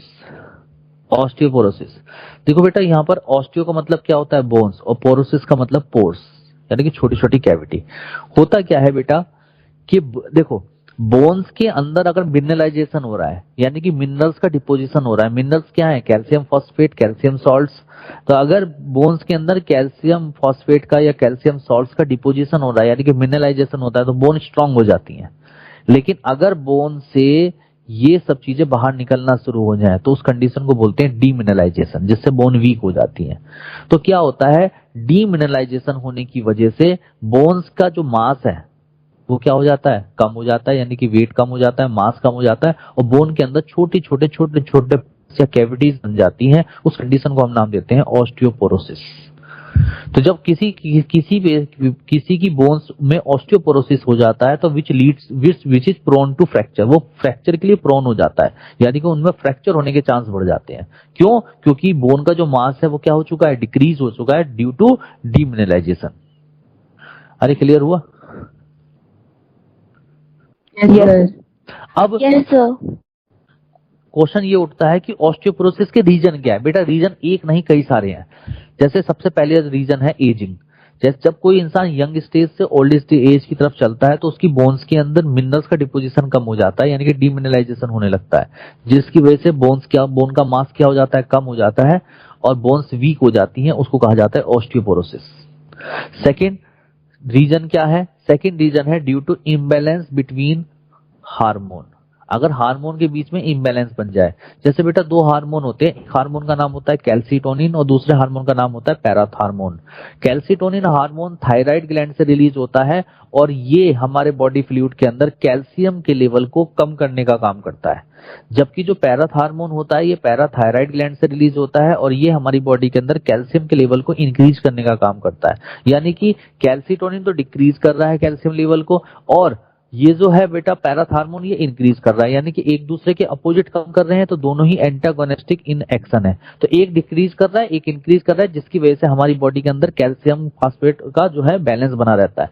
लेकिन जब इनके बीच में इम्बैलेंस हो जाए तो उस इम्बैलेंस की वजह से कैल्शियम क्या हो जाता है, कम हो जाता है बॉडी के अंदर, जिसकी वजह से बोन मास डिक्रीज हो जाता है और लीड्स टू ऑस्टियोपोरोसिस। नई बात समझ में? बोलो। आ गई सर। Yes sir. तीसरा रीजन है बेटा कैल्शियम और विटामिन डी की डेफिशिएंसी। आप लोग जानते हैं कि विटामिन डी अगर कम हो जाए तो विटामिन डी का काम क्या होता है, बोन के अंदर कैल्शियम और फॉस्फेट को डिपोजिट कराना। अगर विटामिन डी कम हो जाए तो बोन के अंदर कैल्शियम डिपोजिट नहीं हो पाएगा, जिसकी वजह से बोन्स का मास डिक्रीज हो जाएगा, उनमें छोटी छोटी कैविटीज बन जाएंगी and which leads to osteoporosis. अगला है बेटा स्टीरॉइड्स। बेटा आप लोगों ने देखा होगा कि जब किसी के इंसान के चोट लग जाती है और वहां पे हीलिंग को बहुत तेजी से करना होता है तो हम मेडिसिन के साथ स्टीरॉइड चलाते हैं। स्टीरॉइड क्या करता है, हीलिंग को, वुंड हीलिंग को बढ़ा देता है। ये किसी इंसान की बहुत बड़ी सर्जरी हुई है, suppose heart surgery, lung surgery, liver surgery, कोई भी सर्जरी हुई है तो हम उसमें स्टीरॉइड चलाते हैं ताकि हीलिंग पावर तेज हो जाए, ठीक है। लेकिन स्टीरॉइड्स ज्यादा यूज करने की वजह से हड्डियां वीक हो जाती हैं, क्योंकि ये स्टीरॉइड्स क्या करता है, कैल्शियम डिपोजिशन को बोन के अंदर रोकता है, जिसकी वजह से बोन्स के अंदर छोटे छोटे कैविटीज बन जाती हैं और विच लीड्स टू ऑस्टियोपोरोसिस। बात समझ में आई नहीं आई? Yes sir. अच्छा, कुछ फीमेल्स के अंदर क्या होता है बेटा, एस्ट्रोजन हार्मोन कम रिलीज होता है और एस्ट्रोजन हार्मोन कम रिलीज होने की वजह से भी बोन वीक हो जाती है। और क्या रीजन हो सकते हैं बेटा, पेन रिलीफिंग ड्रग। कुछ लोग पेन रिलीफिंग ड्रग को बोलते हैं एनाल्जेसिक ड्रग। एनाल्जेसिक ड्रग्स का ज्यादा यूज करते हैं, जिसकी वजह से भी बोन्स में छोटे छोटे पोर्स बन जाते हैं। तो ये सारे रीजन है ऑस्टियोपोरोसिस के, सब लिखे हुए हैं, देखिए सामने लिखा हुआ है। Osteoporosis is a skeletal disorder where bone loses its minerals and fibers from its matrix. The loss of fibers and minerals from the matrix decrease bone mass and causes osteoporosis. As bone mass decrease, the bone become more prone to fracture. मैंने कहा था ना, जब minerals निकलने लगेंगे तो bone week हो जाएंगी, तो वो क्या हो जाएंगी, प्रोन टू फ्रैक्चर, उनमें फ्रैक्चर होने के चांस बढ़ जाएंगे। बोलो यस या नो? Yes sir. ठीक है। अच्छा, अब कॉज क्या है, कारण क्या है ऑस्टियोपोरोसिस का? पहला है ड्यू टू एजिंग, डीमिनरलाइजेशन अकर, जैसे जैसे एज बढ़ती है तो उसकी वजह से हो जाता है osteoporosis. Imbalance of hormone like calcitonin and parathormone. Third reason है deficiency of calcium and vitamin D. Fourth reason है prolong treatment of cortisone. Cortisone steroid hormone होता है। अगला है decrease of sex hormone such as estrogen, pain relieving drug. ये सारे इसके कारण है। बताओ ऑस्टियोपोरोसिस क्लियर हो गया सबको? Yes sir. चलिए अब बात करते हैं ऑस्टियोमलेशिया एंड रिकेट्स। देखो बेटा ऑस्टियोमलेशिया और रिकेट्स क्या होता है, देखो इधर सुनो। बोन स्ट्रांग किसकी वजह से होती है? कैल्शियम डिपोजिशन की वजह से। अगर कैल्शियम अच्छा है बोन के अंदर तो बोन का मास अच्छा रहेगा, बोन हैवी रहेंगी और बोन स्ट्रांग रहेगी। लेकिन अगर किसी पर्सन के अंदर विटामिन डी की डेफिशिएंसी हो जाए, कमी हो जाए, तो विटामिन डी की कमी होने की वजह से बोन के अंदर कैल्शियम डिपोजिशन नहीं हो पाएगा प्रॉपर्ली, तो बोन क्या हो जाएंगी, वीक हो जाएंगी। अगर बच्चों में बोन वीक हो जाए तो बोलते हैं रिकेट्स, और अगर ऐसी कंडीशन एडल्ट्स में हो जाए तो बोलते हैं ऑस्टियोमलेशिया। बात समझ में आई नहीं आई? तो देखो लिखा है due to deficiency vitamin D, lack of absorption of calcium into the bones occur, so bone become weak. In childhood stage में होती है कॉल्ड रिकेट्स, इन एडल्टहुड में बोलते हैं ऑस्टियोमलेशिया। चलिए अगली बीमारी का नाम है डिसलोकेशन। डिसलोकेशन क्या होता है इधर सुनिए। सपोज किसी का एक्सीडेंट हो गया, और एक्सीडेंट होने की वजह से क्या होगा, अच्छा बोन को बोन से जोड़ने का काम कौन करता है? लिगामेंट। तो बेटा किसी का एक्सीडेंट हो गया और ये लिगामेंट ब्रेक हो गए, तो लिगामेंट जैसे ही ब्रेक हो जाएंगे तो बोन अपनी जगह से हट जाएंगे। तो बोन अपनी जगह से हटना, डिस्प्लेस होना, दैट इज कॉल्ड डिसलोकेशन। नई बात समझ में आई? तो यहाँ पर यानी कि डिसलोकेशन किसकी वजह से हुआ? ब्रेकेज ऑफ लिगामेंट्स की वजह से, यानी कि लिगामेंट्स के ब्रेक होने की वजह से बोन अपनी जगह से डिस्प्लेस हो गई। This is called dislocation. और इस डिसलोकेशन का पता कैसे लगता है? जो आपकी स्किन होगी, जैसे सपोज यहाँ पे मेरी बोन टूट गई और वो डिसलोकेट हो गई, तो यहाँ पर क्या हो जाएगी? स्वेलिंग आ जाएगी, एकदम सूजन आ जाएगी। ठीक है, सूजन आ जाएगी, यहाँ पे छूने में पेन होगा और मैं इस हाथ को हिला नहीं पाऊंगा, यानी कि लॉस ऑफ मोशन नहीं हो पाएगा। क्लियर है? सर दोबारा कब तक बनता है लिगामेंट? क्या दोबारा कब तक बनेंगे लिगामेंट? 15 से 20 दिन लग जाते हैं बेटा। तो 1 महीना हो गया मेरे तो बने नहीं। क्या चीज? तो बेटा ये डिपेंड करता है ना लिगामेंट्स कहाँ के हैं। अगर कलाई के लिगामेंट है, कलाई उन्होंने बोला था कि 1 महीना तक ठीक है। ऐसे नहीं होता बेटा, आप सोच रहे डॉक्टरी इतनी आसान थोड़ी है कि वो 15 दिन बोल दिया तो 15 दिन है। जहाँ के लिगामेंट स्ट्रांग है वो जल्दी बन जाएंगे। कहीं के अब रिस्ट है, किसी की रिस्ट टूट गए, यहाँ के लिगामेंट्स ब्रेक हो गए, तो इसको बनने में तो 1.5 2 3 महीने लग जाते हैं। आपके लिगामेंट्स कहाँ के टूटे हैं वो बताओ? वो पैर की छोटी उंगली। हाँ, तो छोटी उंगली है ना, तो वहां लिगामेंट्स वीक होगा ना, तो उसे बनने में टाइम लगेगा। समझ में आई बात? ये ऐसे नहीं, मैंने नॉर्मल बताया 15 दिन। अब ऐसा भी हो सकता है लिगामेंट्स में 2.5 या 6 महीने भी लग जाते हैं। आपके लिगामेंट्स कहाँ के ब्रेक हुए हैं उस पर डिपेंड करता है ना। ठीक है सर, एक साल भी हो जाता है सर, ऐसे कोई जरूरी नहीं है। हाँ, तो ट्रीटमेंट में तो अब कोई ऐसा थोड़ी है फिक्स है कि इतने टाइम में चीजें हो जाती हैं। वो तो डिपेंड करता है, और ये भी तो डिपेंड करता है कि आपकी एज क्या है, आपकी बॉडी की विल पावर कैसी है, आपकी बॉडी की हीलिंग पावर कैसी है, आपका इम्यून सिस्टम कैसा है। कुछ ऐसे इंसान होते हैं जो 2 दिन बाद सर्जरी से खड़े हो जाते हैं, कुछ ऐसे होते हैं 2 महीने बाद खड़े होते हैं सर्जरी से। आपकी बॉडी की स्ट्रेंथ पे तो डिपेंड करती है चीजें, फैक्टर्स पे डिपेंड करती है। इतनी आसान नहीं है बेटा हर चीज। ठीक है, तो देखो डिसलोकेशन में क्या है? It is a displacement of articular surface of a joint due to damage of ligaments surrounding the joints. Symptom of dislocation include swelling, pain and loss of motion. Clear है बेटा? Yes sir. चलिए, strain और strain both are the same thing, दोनों ही same चीज है। क्या difference है मैं अभी बताता हूं। देखो, स्ट्रेन और स्ट्रेन में कभी भी डिसलोकेशन नहीं होती। क्यों नहीं होती डिसलोकेशन? क्योंकि लिगामेंट्स ब्रेक नहीं होते, ओवर स्ट्रेचिंग ऑफ लिगामेंट होते हैं। इसमें क्या होते हैं? हाँ, ब्रेकेज ऑफ लिगामेंट नहीं हो रही, क्योंकि अगर लिगामेंट्स ब्रेक होंगे तो डिसलोकेशन हो जाएगी। तो यहाँ पे ब्रेकेज नहीं हो रहा है, यहाँ पे ओवर स्ट्रेचिंग हो रहा है। तो सपोज क्या हुआ, ऐसे मान के चलो जैसे किसी ने रात में मेरा हाथ पकड़ के खींच दिया, तो जब खींच दिया तो मेरी बोन्स के जो लिगामेंट्स है वो ओवर स्ट्रेच हो गए, खिंच गए। ठीक है, जब ओवर स्ट्रेच हो जाएंगे तो हम मुझे क्या होगा? पेन होगा। ठीक है, अब वो वापस जब तक अपनी पोजीशन में वापस आएंगे तब तक मुझे पेन रहेगा। उसको हम नाम देंगे स्प्रेन या स्ट्रेन। अब स्प्रेन और स्ट्रेन में आइडेंटिफिकेशन कैसे करेंगे? सपोज किसी ने मेरा रात में हाथ पकड़कर खींच दिया और सुबह मेरा वो ठीक हो गया, यानी कि कम टाइम में ठीक हो गया, दैट इज कॉल्ड स्ट्रेन। और किसी ने मेरा हाथ पकड़ खींचा और 1 हफ्ते बाद ठीक हुआ, दैट इज कॉल्ड स्ट्रेन। नहीं बात समझ में आई? स्ट्रेन मतलब लॉन्गर टाइम तक रहेगा। हाँ, strain longer time, strain short time के लिए रहेगा, लेकिन दोनों में ही ओवर स्ट्रेचिंग ऑफ लिगामेंट होगी। ठीक है, तो देखो लिखा हुआ है sprain is twisting of a joint without dislocating it. मैंने आपको ये बात पढ़ लिखवाया, विदाउट डिसलोकेटिंग, यानी कि स्प्रेन और स्ट्रेन में डिसलोकेशन नहीं होती। Such as injury causes damage to ligaments and also often damage tendons, muscles, blood vessels and nerves. Severe sprain are quite painful and require immobilization during healing process. मैंने आप लोगों ने ये भी सुना होगा, जब कहीं पे खिंचाव आ जाता है हम वहां पे गर्म पट्टी बांध देते हैं। इसलिए बांध देते हैं ताकि उस जॉइंट पे मूवमेंट ना हो, ताकि उसकी हीलिंग क्या हो जाए? जल्दी हो जाए। अगला है in contrast to sprain, a strain is a less severe stretching और twisting of a joint. Muscles and tendons may be stressed and become somewhat painful, but only minor damage is done to the tissue of the joint. तो बताओ, disorder समझ में आ गए आप लोगों को? चलिए अगला पॉइंट आता है फ्रैक्चर। सर हाँ, एक चीज और पूछनी है सर मुझे। सर, जब ऐसा हो कि बस जो बोन होती है वो टूटते टूटते बच जाए, लेकिन वहां की जितनी मसल्स होती हैं वो बहुत ज्यादा सॉफ्ट हो जाए, सर उस केस में क्या होता है? तो बेटा कोई भी क्वेश्चन ना मुझे, मैं पता है इस टाइम ना इतने उसमें बैठा हुआ हूँ ना कि मेरा, तुम ये जो भी एक्स्ट्रा चीजें हुआ करे ना अलग से क्लास में पूछा करो, क्योंकि टॉपिक से रिलेटेड पूछो, क्योंकि मुझे सिलेबस कंप्लीट करना मुश्किल हो जाएगा मेरा। सर आप ये लिगामेंट के बारे में बता रहे थे ना, इसलिए मैंने पूछा। नहीं ये मन जो आपको जानने की है ना, ये सब चीजें मैं एक काम हफ्ते में क्लास अलग से रख दूंगा, आप जितनी चीजें जाननी है जान लो। एक्चुअली लिटरली मैं बता रहा हूँ क्योंकि इतना प्रेशर है ना, क्योंकि कम टाइम में सिलेबस कंप्लीट करना है और सारा कराना है। एक्चुअली मेरी ये गंदी आदत है, मैं किसी चीज को शॉर्टकट में नहीं करा सकता, मुझे वो चीज पूरी जो है वो उस तरीके से बतानी ही बतानी है। आप देखो मैं हर चीज बता रहा हूँ, जितना मैं कोई चीज छोड़ के नहीं चल रहा, फ्रैक्चर भी बता रहा हूँ, मैं हर चीज बता रहा हूँ, मतलब क्वेश्चन नहीं रुक सकता आपका।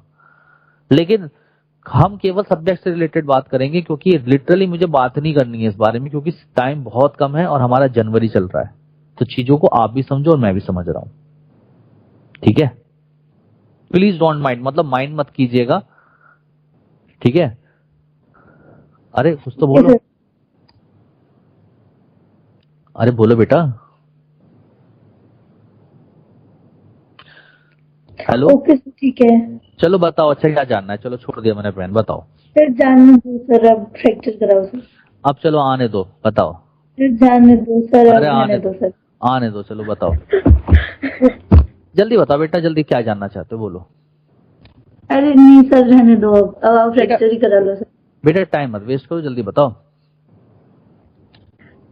कुछ नहीं सर, आप वो लिगामेंट से बता रहे थे इसलिए मैंने पूछा। हाँ क्या जानना मैंने चाहते पूछा था इसलिए कि सर बस बोन टूटते टूटते रह जाए और सारे की सारी मसल्स वहां पे बहुत ज्यादा सॉफ्ट पड़ जाए, या ऐसी कंडीशन में क्या होता है सर? सेम ये स्प्रेन वाली होता है कि वो वाला? ये जानना था मुझे बस। बेटा ये स्प्रेन में होती हैं सारी कंडीशंस, जिसमें बोन्स तो ब्रेक नहीं है लेकिन मसल्स क्या हो जाए, टॉर्न हो जाए आपकी, दैट इज कॉल्ड स्प्रेन। जैसे कहते हैं खिंचाव आना, मोच आना, ठीक है, ये सब चीजें स्प्रेन होती हैं, ठीक है सर। हाँ अगर बोन ब्रेक हुई तो वो फ्रैक्चर है। तो बेटा ऐसा भी हो सकता है कि फ्रैक्चर भी हो जाए, किसी को स्प्रेन भी आ जाए और किसी के डिसलोकेशन भी हो जाए, तीनों चीजें एक साथ भी हो सकती हैं। ठीक है सर। सपोज किसी कोई चल रहा था, उसका एकदम पैर मुड़ गया, तो जैसे ही पैर मुड़ गया तो हड्डी भी टूट गई, उसकी मसल्स भी ब्रेक हो गई, तो मसल्स ब्रेक हो गई, हड्डी टूट गई तो फ्रैक्चर हो गया, मसल्स ब्रेक हो गई तो उसकी मतलब स्प्रेन हो गया, और साथ में वहां पे लिगामेंट्स भी ब्रेक हो गए तो डिसलोकेशन भी हो गया। नहीं बात समझ आई? ठीक है सर। ठीक है, चलिए तो बात करते हैं फ्रैक्चर की। तो देखो बेटा, जो फ्रैक्चर होता है, फ्रैक्चर का मतलब क्या होता है? फ्रैक्चर का मतलब होता है ब्रेकेज ऑफ बोन, बोन का टूटना। वो कंप्लीटली भी ब्रेक हो सकती हैं और वो इनकम्प्लीटली भी ब्रेक हो सकती हैं। जैसे सपोज ये कोई बोन है, अगर बोन ये दो पार्ट्स में अलग अलग हो गई, that is called complete fracture. और दोनों बोन्स एक दूसरे से जुड़ी हुई है, थोड़ा सा पार्ट टूट गया, that is called incomplete fracture. बताओ समझ में आया नहीं आया? Yes sir. तो देखो लिखा है, it is A breakage of bone either complete और इनकम्प्लीट। यानी कि फ्रैक्चर कंप्लीट भी हो सकता है और इनकम्प्लीट भी हो सकता है, लेकिन फ्रैक्चर का मतलब क्या है? ब्रेकेज ऑफ बोन, ठीक है। अब देखो अगला है टाइप्स ऑफ फ्रैक्चर। फ्रैक्चर कितने टाइप का होता है? सबसे पहला फ्रैक्चर का नाम है सिंपल फ्रैक्चर। पहले फ्रैक्चर का क्या नाम है बेटा, जल्दी बताओ। Simple fracture. हाँ, तो ये मैंने बनाया था, एक मिनट दिखा देता हूँ, कहीं मैंने बनाया है ये।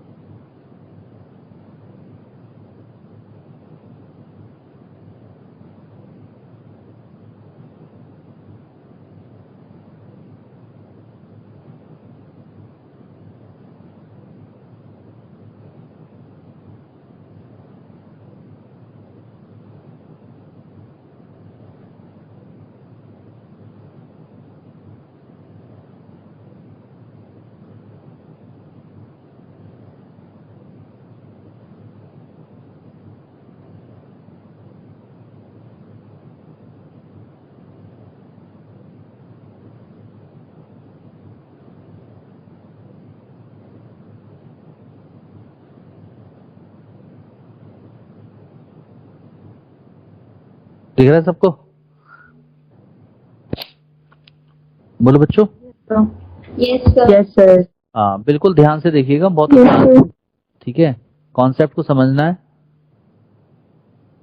देखिए ये कोई बोन है, सबसे पहले सिंपल फ्रैक्चर की बात करते हैं। देखिए ये कोई बोन है और बोन क्या हो गया, टूट गई, और टूटने के बाद दोनों पार्ट्स एक दूसरे से सेपरेट हो गए, तो this is called simple fracture. लेकिन ये स्किन के अंदर ही है, बोन क्या है, स्किन के अंदर ही है, स्किन से बाहर नहीं आई, that is called simple fracture. समझ में आया सिंपल फ्रैक्चर? Yes sir. हाँ। Green stick fracture, green stick fracture में क्या होता है, जस्ट एक क्रैक आता है। जैसे सपोज स्किन के अंदर ही बोन है, बोन स्किन से बाहर नहीं आई है, और जस्ट एक क्रैक आ गया, यानी कि बोन में जस्ट एक क्रैक आ गया, लेकिन दोनों पार्ट्स एक दूसरे से जुड़े हुए हैं, इंटैक्ट है, लेकिन जस्ट एक क्रैक आ गया, दरार आ गई, that is called green stick fracture. नहीं समझ में आई बात? अगला मैंने कहा कंपाउंड फ्रैक्चर। कंपाउंड फ्रैक्चर में क्या हुआ बेटा, बोन ब्रेक हुई, और ब्रेक होने के बाद बोन क्या हो गई, स्किन से प्रोट्रूड आउट, यानी कि बाहर की तरफ आगे निकलकर, देखो बाहर निकल गई, that is called compound fracture. अगर स्किन से बाहर आ जाए बोन तो उसे बोलते हैं कंपाउंड फ्रैक्चर। कंपाउंड फ्रैक्चर सही है।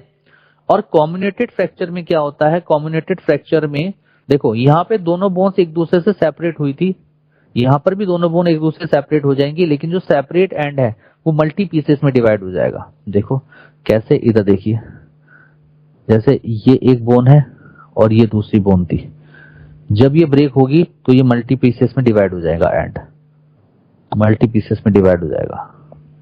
तो जब ये एंड मल्टी पीसेस में डिवाइड हो जाएगा तो इसको क्या बोलेंगे, कॉम्बिनेटेड फ्रैक्चर। कॉम्बिनेटेड फ्रैक्चर नहीं बात समझ में आई आपको? ठीक है। और देखो ये जो बोन का टुकड़ा है ये अलग हो गया, सेपरेट हो गया, तो जब बोन का टुकड़ा सेपरेट हो जाएगा तो क्या इसमें ब्लड सर्कुलेशन रहेगा, नो, तो यानी कि लॉस ऑफ ब्लड सर्कुलेशन। तो यानी कि कॉम्बिनेटेड फ्रैक्चर में कुछ बोन्स जो होती हैं बेटा वो ब्लड सर्कुलेशन को लॉस भी कर सकती हैं। नहीं बात समझ में? यस आया? चलो मैं आपको कंपाउंड फ्रैक्चर का एक डायग्राम दिखाता हूँ आपके इंटरेस्ट के लिए। सर हाँ सर, हेयरलाइन फ्रैक्चर कौन सा होता है? ये इसी को बोलते हैं ग्रीन स्टिक को। सर ठीक है, ये देखिए कंपाउंड फ्रैक्चर दिखा देता हूं आप लोगों को। दिख रही है बोन, बाहर आ गया? अरे बोलो। कंपाउंड फीमर बोन बाहर आ गई टूट के, है ना? ये देखिए, देखो सिंपल फ्रैक्चर है, देखो सिंपल फ्रैक्चर में बोन अंदर ही है, कंपाउंड फ्रैक्चर में बोन टूटी और बाहर आ गई निकल के, that is called compound fracture. जैसे ये है, अरे पता लग रहा है, समझ पा रहे हो या फिर मैं ऐसे ही बोल रहा हूँ? आ रहे। ये देखो, आ गया और दिखाऊं? सर, ये तो काफी सीवियर केस में होता होगा सर। नहीं सर, आ गया समझ। नहीं नहीं, और देख लो बेटा, दिखाऊं और? नहीं सर, काफी है है, आप तो डर गए बेटा। ये देखिए इसकी चोट सर, लगी। अपने आप स्किन से बाहर आ गई है। हाँ तो बेटा एक्सीडेंट हुआ है ना, देख रहे हैं? और दिखाऊं या नहीं दिखाई दिया? सर बहुत देख लिया सर, कॉलेज में ही देखेंगे सर, छोड़ो। तुम डॉक्टर कैसे बनोगे, तुम तो घबरा गए। चलो ठीक है, तो सिंपल फ्रैक्चर क्या है, देखो सर लिखा है। आप कभी डर करते थे सर ये सब देख के? नहीं मुझे एक्चुअली हाँ पहले एक आध बार डर लगा, लेकिन इतना डर नहीं लगा। फर्स्ट टाइम तो सबको लगता है सर। नहीं बेसिकली क्या है फर्स्ट ईयर ना, याद करो सर आप। नहीं डर बेटा मुझे ऐसा कुछ लगा नहीं, क्योंकि मैं मतलब शुरुआत में थोड़ा अजीब सा लगता है, जैसे फॉर्मेलिन की स्मेल आती है, आप लोग कैडेवर को देखते हो, लाश को देखते हो, तो बड़ी क्यूरियोसिटी रहती है, अरे कैसा आदमी रहा होगा, उसकी हम आंख निकाल रहे हैं, वो कुछ नहीं कह रहा है, उसकी उंगलियां काट रहे हैं। लेकिन धीरे धीरे इतनी आदत पड़ गई, फिर अब तो हम इंसान को कटवा दो, हमसे कोई दिक्कत नहीं है। अब तो मैं अब नहीं होगी, स्टार्टिंग में हो रही होगी ना? हाँ स्टार्टिंग में सबको रहती है, खासतौर में गर्ल्स को रहती है, वैसे तो बॉयज को भी बहुत रहती है, कई लोग बेहोश हुए हैं, लेकिन ये है कि उसका भी एक मजा अलग है बेटा। जब तुम मेडिकल कॉलेज में जाओगे तुम्हें हर दिन एक नया एंजॉय मिलेगा, आपको लगा करेगा अच्छा आज तो ब्रेन दिखाया जाएगा, अच्छा आज तो ब्रेन की सर्जरी होगी, तो एक मजा आता है। तो उसकी लाइफ एक अलग लाइफ होती है। जब आप पहुंचोगे तब आप बताना। तो सिंपल फ्रैक्चर क्या है? A fracture breaking the bones into two fully separated parts with little damage to surrounding tissue and no break in the overline skin. मैंने कहा था ना स्किन से बाहर नहीं आएगा वो। गिरीन स्टिक फ्रैक्चर में क्या बताया था? जस्ट एक क्रैक आ जाता है, यानी कि a break in the bones in the form of a crack with broken part still holding together. मैंने कहा था ना एक दूसरे के साथ होल्ड रहेंगे, यानी कि जो ब्रोकन पार्ट है वो होल्डिंग टुगेदर, एक साथ होल्डिंग में रहेंगे, बस एक जस्ट एक क्रैक आ जाएगा। तो ऐसे स्ट्रक्चर को बोलते हैं गिरीन स्टिक फ्रैक्चर या बोलते हैं हेयर लाइन फ्रैक्चर। अरे बेटा बात समझ में आई नहीं आई? अगला आता है कंपाउंड फ्रैक्चर। कंपाउंड फ्रैक्चर में बोन्स बाहर आ जाएगी। तो देखो लिखा है the broken end of A fracture bone penetrate and protrude through the skin. Protrude का मतलब बाहर की तरफ आ जाएगी पेनिट्रेट करके। अगला है कॉम्बिनेटेड फ्रैक्चर। कॉम्बिनेटेड में फ्रैक्चर में क्या हो जाते हैं बेटा? मल्टी पीसेस में डिवाइड हो जाता है। देखो देखो in this fracture the bone is broken into more than 2 fragment with some of the fragment losing connection with blood circulation. कुछ ऐसे होते हैं जो लॉस कर सकते हैं ब्लड सर्कुलेशन क्योंकि वो सेपरेट हो जाते हैं। तो सेपरेट हो जाएंगे तो ब्लड लॉस, तो फिर उनके तो ब्लड सर्कुलेशन होगा नहीं। बोलो बेटा समझ में आया नहीं आया? Yes sir. जो ब्रेक हो गई बोन से जो पीसेस में, वो पीसेस सर कहाँ गई फिर? मतलब फिर वो ठीक कैसे होंगी? फिर बेटा हम उसकी वो करते हैं ना, सर्जरी करते हैं, उन पीसेस को आपस में जोड़ते हैं, उनके बीच में सर्कुलेशन लाते हैं। वो एक अलग वो होते हैं ना मेथड्स। जब किसी का अब मेरे पास एक केस हमारे पास आया था, उसका वो क्या हुआ था कि वो बाइक से जा रहा था रात के टाइम, बहुत, अब वो बाइकर था, वो बहुत तेज बाइक चलाता था। तो आगे से कोई बस खड़ी थी अंधेरे में, उसको पता नहीं लगी और वो बाइक पूरी स्पीड से जा रहा था, वो बस के अंदर पूरा फट देने लग गया। तो उसका पूरा जो मुंह था वो ऐसा हो गया था, पतला सा पिचक गया था पूरा, फट गया। सर बच गया वो?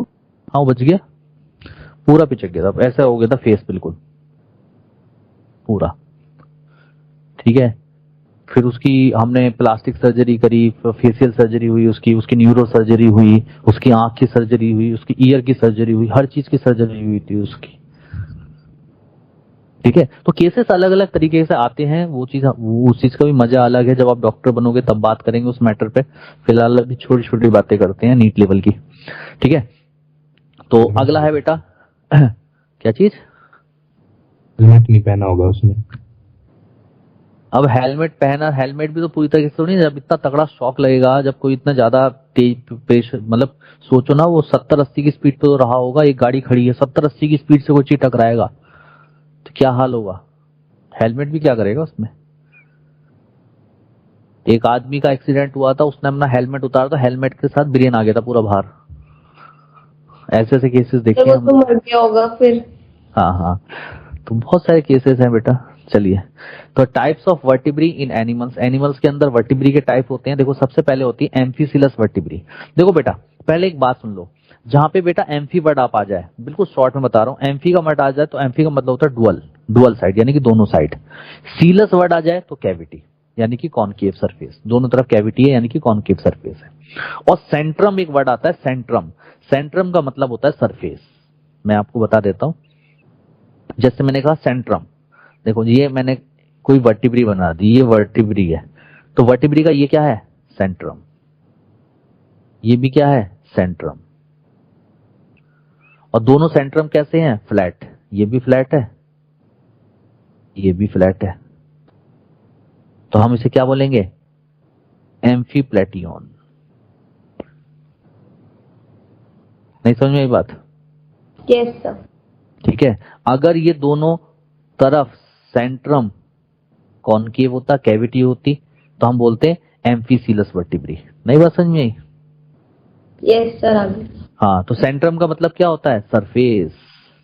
ठीक है, तो यानी कि देखो एम्फीसिलस, तो एम्फीसिलस का मतलब क्या हुआ? एम्फी मतलब डुअल, सिलस मतलब कैविटी, यानी कि दोनों तरफ जो दोनों तरफ, यानी कि एंटीरियर साइड भी और पोस्टीरियर साइड, दोनों तरफ वर्टिब्री में क्या है? कैविटी प्रेजेंट है, यानी कि कॉनकेव सरफेस है। तो ऐसी वर्टिब्री को हम बोलेंगे एम्फीसिलस वर्टिब्री। तो देखो लिखा है Centrum concave on both side. Centrum मतलब जो सरफेस है वो दोनों तरफ कैसा है? कॉनकेव। तो ऐसी वर्टिब्री को आप क्या बोलोगे? जल्दी से बोलो। एम्फीसिलस वर्टिब्री। जैसे एग्जांपल है कार्टिलेजिनियस फिश और सेकंड एग्जांपल है एर्थ वर्टिब्री ऑफ फ्रॉग, ये आपको याद करना है। अगला आया प्रोसीलस वर्टिब्री। प्रोसीलस वर्टिब्री में क्या होता है बेटा, जैसे ये वर्टिब्री है, ये वर्टिब्री का एंटीरियर एंड है, ये पोस्टीरियर एंड है। तो अगर वर्टिब्री का एंटीरियर एंड कॉनकेव हो यानी कि उसमें कैविटी हो और पोस्टीरियर एंड कॉन्वेक्स हो तो ऐसी वर्टिब्री को हम नाम देते हैं प्रोसीलस वर्टिब्री। इसका मतलब डेफिनेशन हो जाएगी सेंट्रम कॉनकेव एंटीरियरली यानी कि एंटीरियरली कॉनकेव है and convex posteriorly is called procoelous vertebrae. Example क्या है, टिपिकल वर्टिब्री ऑफ फ्रॉग और सेकेंड एग्जाम्पल है वर्टिब्री ऑफ लिजार्ड। अगला आता है ओफिस्थोसिलस वर्टिब्री। कौन सी वर्टिब्री आती है जल्दी से बताओ? ओफिस्थोसिलस प्रोसीलस का जस्ट अपोजिट हो जाता है। देखिए यहाँ पर भी एंटीरियर पोस्टीरियर, देखो यहाँ पे एंटीरियर कॉनकेव था, यहाँ पे कॉन्वेक्स हो जाएगा, यहाँ पोस्टीरियर कॉन्वेक्स था, यहाँ कॉनकेव हो जाएगा। तो जब उल्टा हो जाता है तो उसे बोलते हैं ओफिस्थोसिलस वर्टिब्री। देखो लिखा है centrum convex anteriorly and concave posteriorly is called opisthocoelous vertebrae. जैसे एग्जाम्पल जो है बेटा ये मिलता है देखने के लिए आपके एम्फीबिया क्लास में। एम्फीबिया क्लास के अंदर एक ऑर्डर होता है जिसको बोलते हैं यूरोडेला ऑर्डर, और उस यूरोडेला ऑर्डर के अंदर टेल्ड एम्फीबियन मिलते हैं जैसे सेलामेंडर। तो उनकी जो वर्टिब्री होती है वो ओफिस्थोसिलस होती है। तो देखो लिखा हुआ है vertebrae of Urodela order of amphibians, जिसके अंदर टेल्ड एम्फीबियन आते हैं लाइक सेलामेंडर। तो सेलामेंडर के अंदर जो वर्टिब्री मिलती है वो कैसी होती है? ओफिस्थोसिलस। ठीक है, अगला वर्टिब्री आती है एसिलस वर्टिब्री। कैसी वर्टिब्री आती है जल्दी बोलो?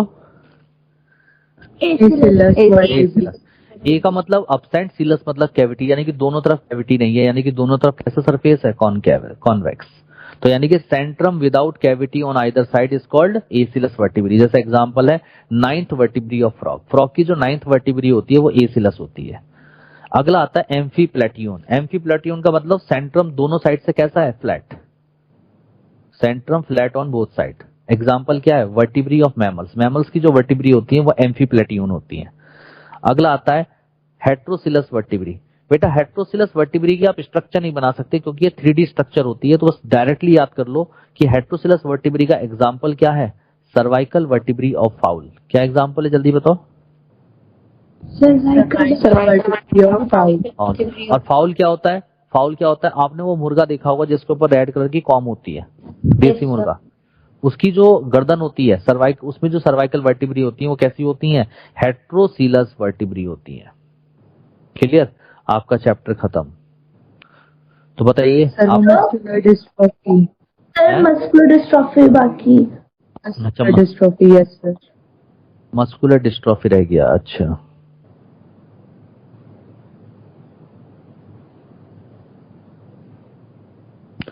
देखो मस्कुलर डिस्ट्रॉफी क्या होता है? देखो बेटा थोड़ा सा अगर हम डिटेल में अगर हम मसल कॉन्ट्रैक्शन पढ़ते हैं तो एक प्रोटीन मसल्स के अंदर होता है जिसका नाम है डिस्ट्रोफिन प्रोटीन। और ये जो डिस्ट्रोफिन प्रोटीन है इसके दो काम होते हैं। पहला काम क्या होता है? ये जो एक्टिन फिलामेंट है, थिन फिलामेंट को सार्कोलेमा यानी कि मसल फाइबर की जो मेम्ब्रेन होती है सार्कोलेमा उससे जोड़ने का काम करता है डिस्ट्रोफिन। तो डिस्ट्रोफिन थिन फिलामेंट को किसके साथ जोड़ता है? सार्कोलेमा के साथ जोड़ता है। और दूसरा, जो मसल्स के अंदर एक्स्ट्रा फोर्स जनरेट होते हैं, जैसे आप लगातार मसल्स कॉन्ट्रैक्शन कर रहे हो, मसल कॉन्ट्रैक्शन की वजह से मसल्स के अंदर क्या प्रोड्यूस होंगे? फोर्स यानी कि टेंशन प्रोड्यूस होंगे। तो वो उन टेंशन की वजह से मसल्स क्या हो जाती हैं? फट जाती हैं। तो मसल ना फटे तो क्या होती है? वो मसल्स की जो टेंशन है या फोर्स है वो ये डिस्ट्रोफिन प्रोटीन टेंडन्स के अंदर भेज देता है। किसके अंदर भेज देता है? टेंडन्स में। तो यानी कि यहाँ पे डिस्ट्रोफिन प्रोटीन के दो काम हो गए। एक तो हो गया थिन फिलामेंट यानी कि एक्टिन को सार्कोलेमा से जोड़ना, और सेकंड फंक्शन हो गया जो एक्स्ट्रा टेंशन होती है या फोर्स होते हैं उनको टेंडन्स में भेज देना। ये दोनों काम इसके होते हैं डिस्ट्रोफिन प्रोटीन के। लेकिन क्या होता है जब डिस्ट्रोफिन प्रोटीन बनना बंद हो जाता है, बॉडी के अंदर नहीं बनता, तो उस केस में थिन फिलामेंट जो है सार्कोलेमा से नहीं जुड़ पाते, जिसकी वजह से मसल कॉन्ट्रैक्शन नहीं हो पाता और मसल्स में क्या हो जाता है? पैरालिसिस हो जाता है। उस कंडीशन को हम बोलते हैं मस्कुलर डिस्ट्रॉफी। बात समझ में आई या नहीं आई? आ गई सर। तो देखो लिखा हुआ है डिस्ट्रोफिन प्रोटीन कहाँ से सेक्रेट होता है? डिस्ट्रोफिन प्रोटीन कहाँ से सेक्रेट बनता है? बेटा डिस्ट्रोफिन प्रोटीन तो बॉडी के अंदर हमारे मसल्स में बनता है। ठीक है। हाँ, तो it is a genetic disorder in which the protein dystrophin is not formed. Dystrophin is a large protein in the form of a rod that connect the thin actin filament to the sarcolemma. मैंने कहा था ना, thin filament को sarcolemma से जोड़ता है. और second function क्या है? It aid strength of the muscle by providing scaffolding for the fibrils. Dystrophin is essential for contraction of the muscle. और मसल कॉन्ट्रैक्शन के लिए भी जरूरी है. The protein helps to reinforce the sarcolemma and thus help to transmit tension, यानी कि force generated by sarcomere to the tendons. Tendons को भेज देता है.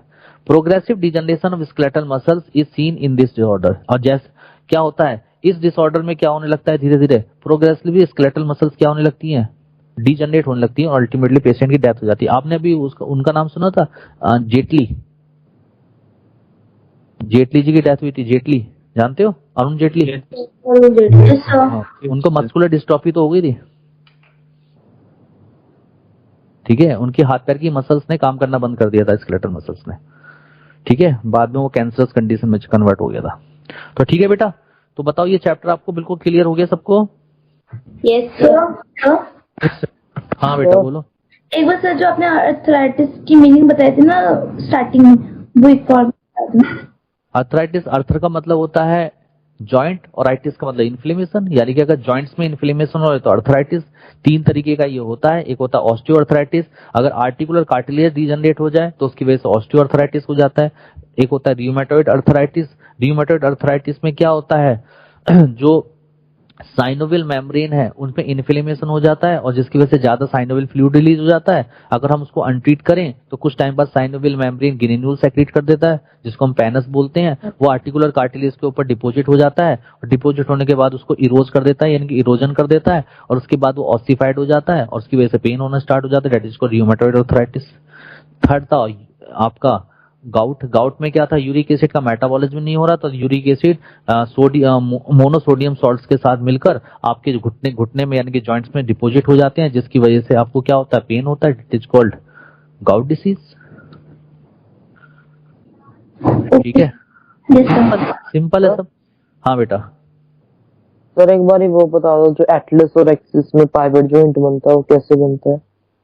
तुम थे नहीं मेरी क्लास में? हाँ सर. नहीं थे? हाँ सर. हाँ, तो आपको मैंने जो एटलस ओडेंटल पैग होता है वो एटलस में किसे ओडेंटल जो पैज होता है, देखो इसको आप देखो, जो चीज तुम जानने की कोशिश कर रहे हो ना, जब तक मेरे हाथ में वर्टिब्री नहीं आएंगी मैं आपको वो चीज दिखा नहीं पाऊंगा. क्योंकि वजह क्या है, क्योंकि यहाँ पर क्या होता है, जो ओडोंटाइड पैज होता है नीचे एक्सिस और ऊपर जो एटलस वर्टिब्री होती है, उस एटलस वर्टिब्री के अंदर ऐसे हल्का सा वो टच करता है और फिर वो बनता है वहां पर पाइवेट जॉइंट. और उसके आसपास तो जो ओडोंटॉइड पैज है, ये ओडोंटॉइड पैज आगे से कैसा होता है, नुकीला होता है, पॉइंटेड होता है. ठीक है, और ये उसके साथ जो है आर्टिकुलर सरफेस के साथ एक जॉइंट बना लेता है पाइवेट. तो आर्टिकुलर सरफेस ने तो किसका काम करा, छोटा सा एक सॉकेट बना लिया, छोटी सी एक कैविटी सी बना ली, और इसने क्या करा, राउंडेड सरफेस बना लिया. तो जो जॉइंट बना उसको बोलेंगे आप पाइवेट जॉइंट. ठीक है, एक बार अगर आप कहो तो मैं एक बार डायग्राम देख सकता हूं कि नेट पे अगर दिख जाए. एक मिनट दिखा देता हूं, शायद मिल जाए. क्योंकि ये जो बोन जब तक हाथ में ना हो ना तब तक दिखा नहीं सकता आदमी. मुझे क्या दिखाना था, pivot joint in atlas and axis.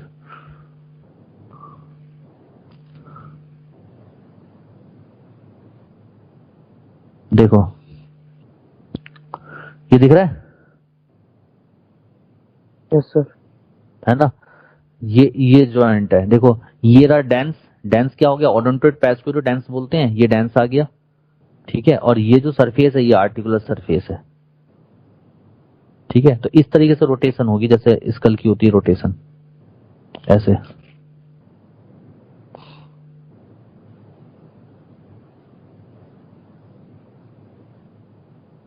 ये देखो इसमें ज्यादा अच्छा दिख रहा है. देखो यहाँ पर अब दिख रहा है सबको? बोलो, अरे बोलो.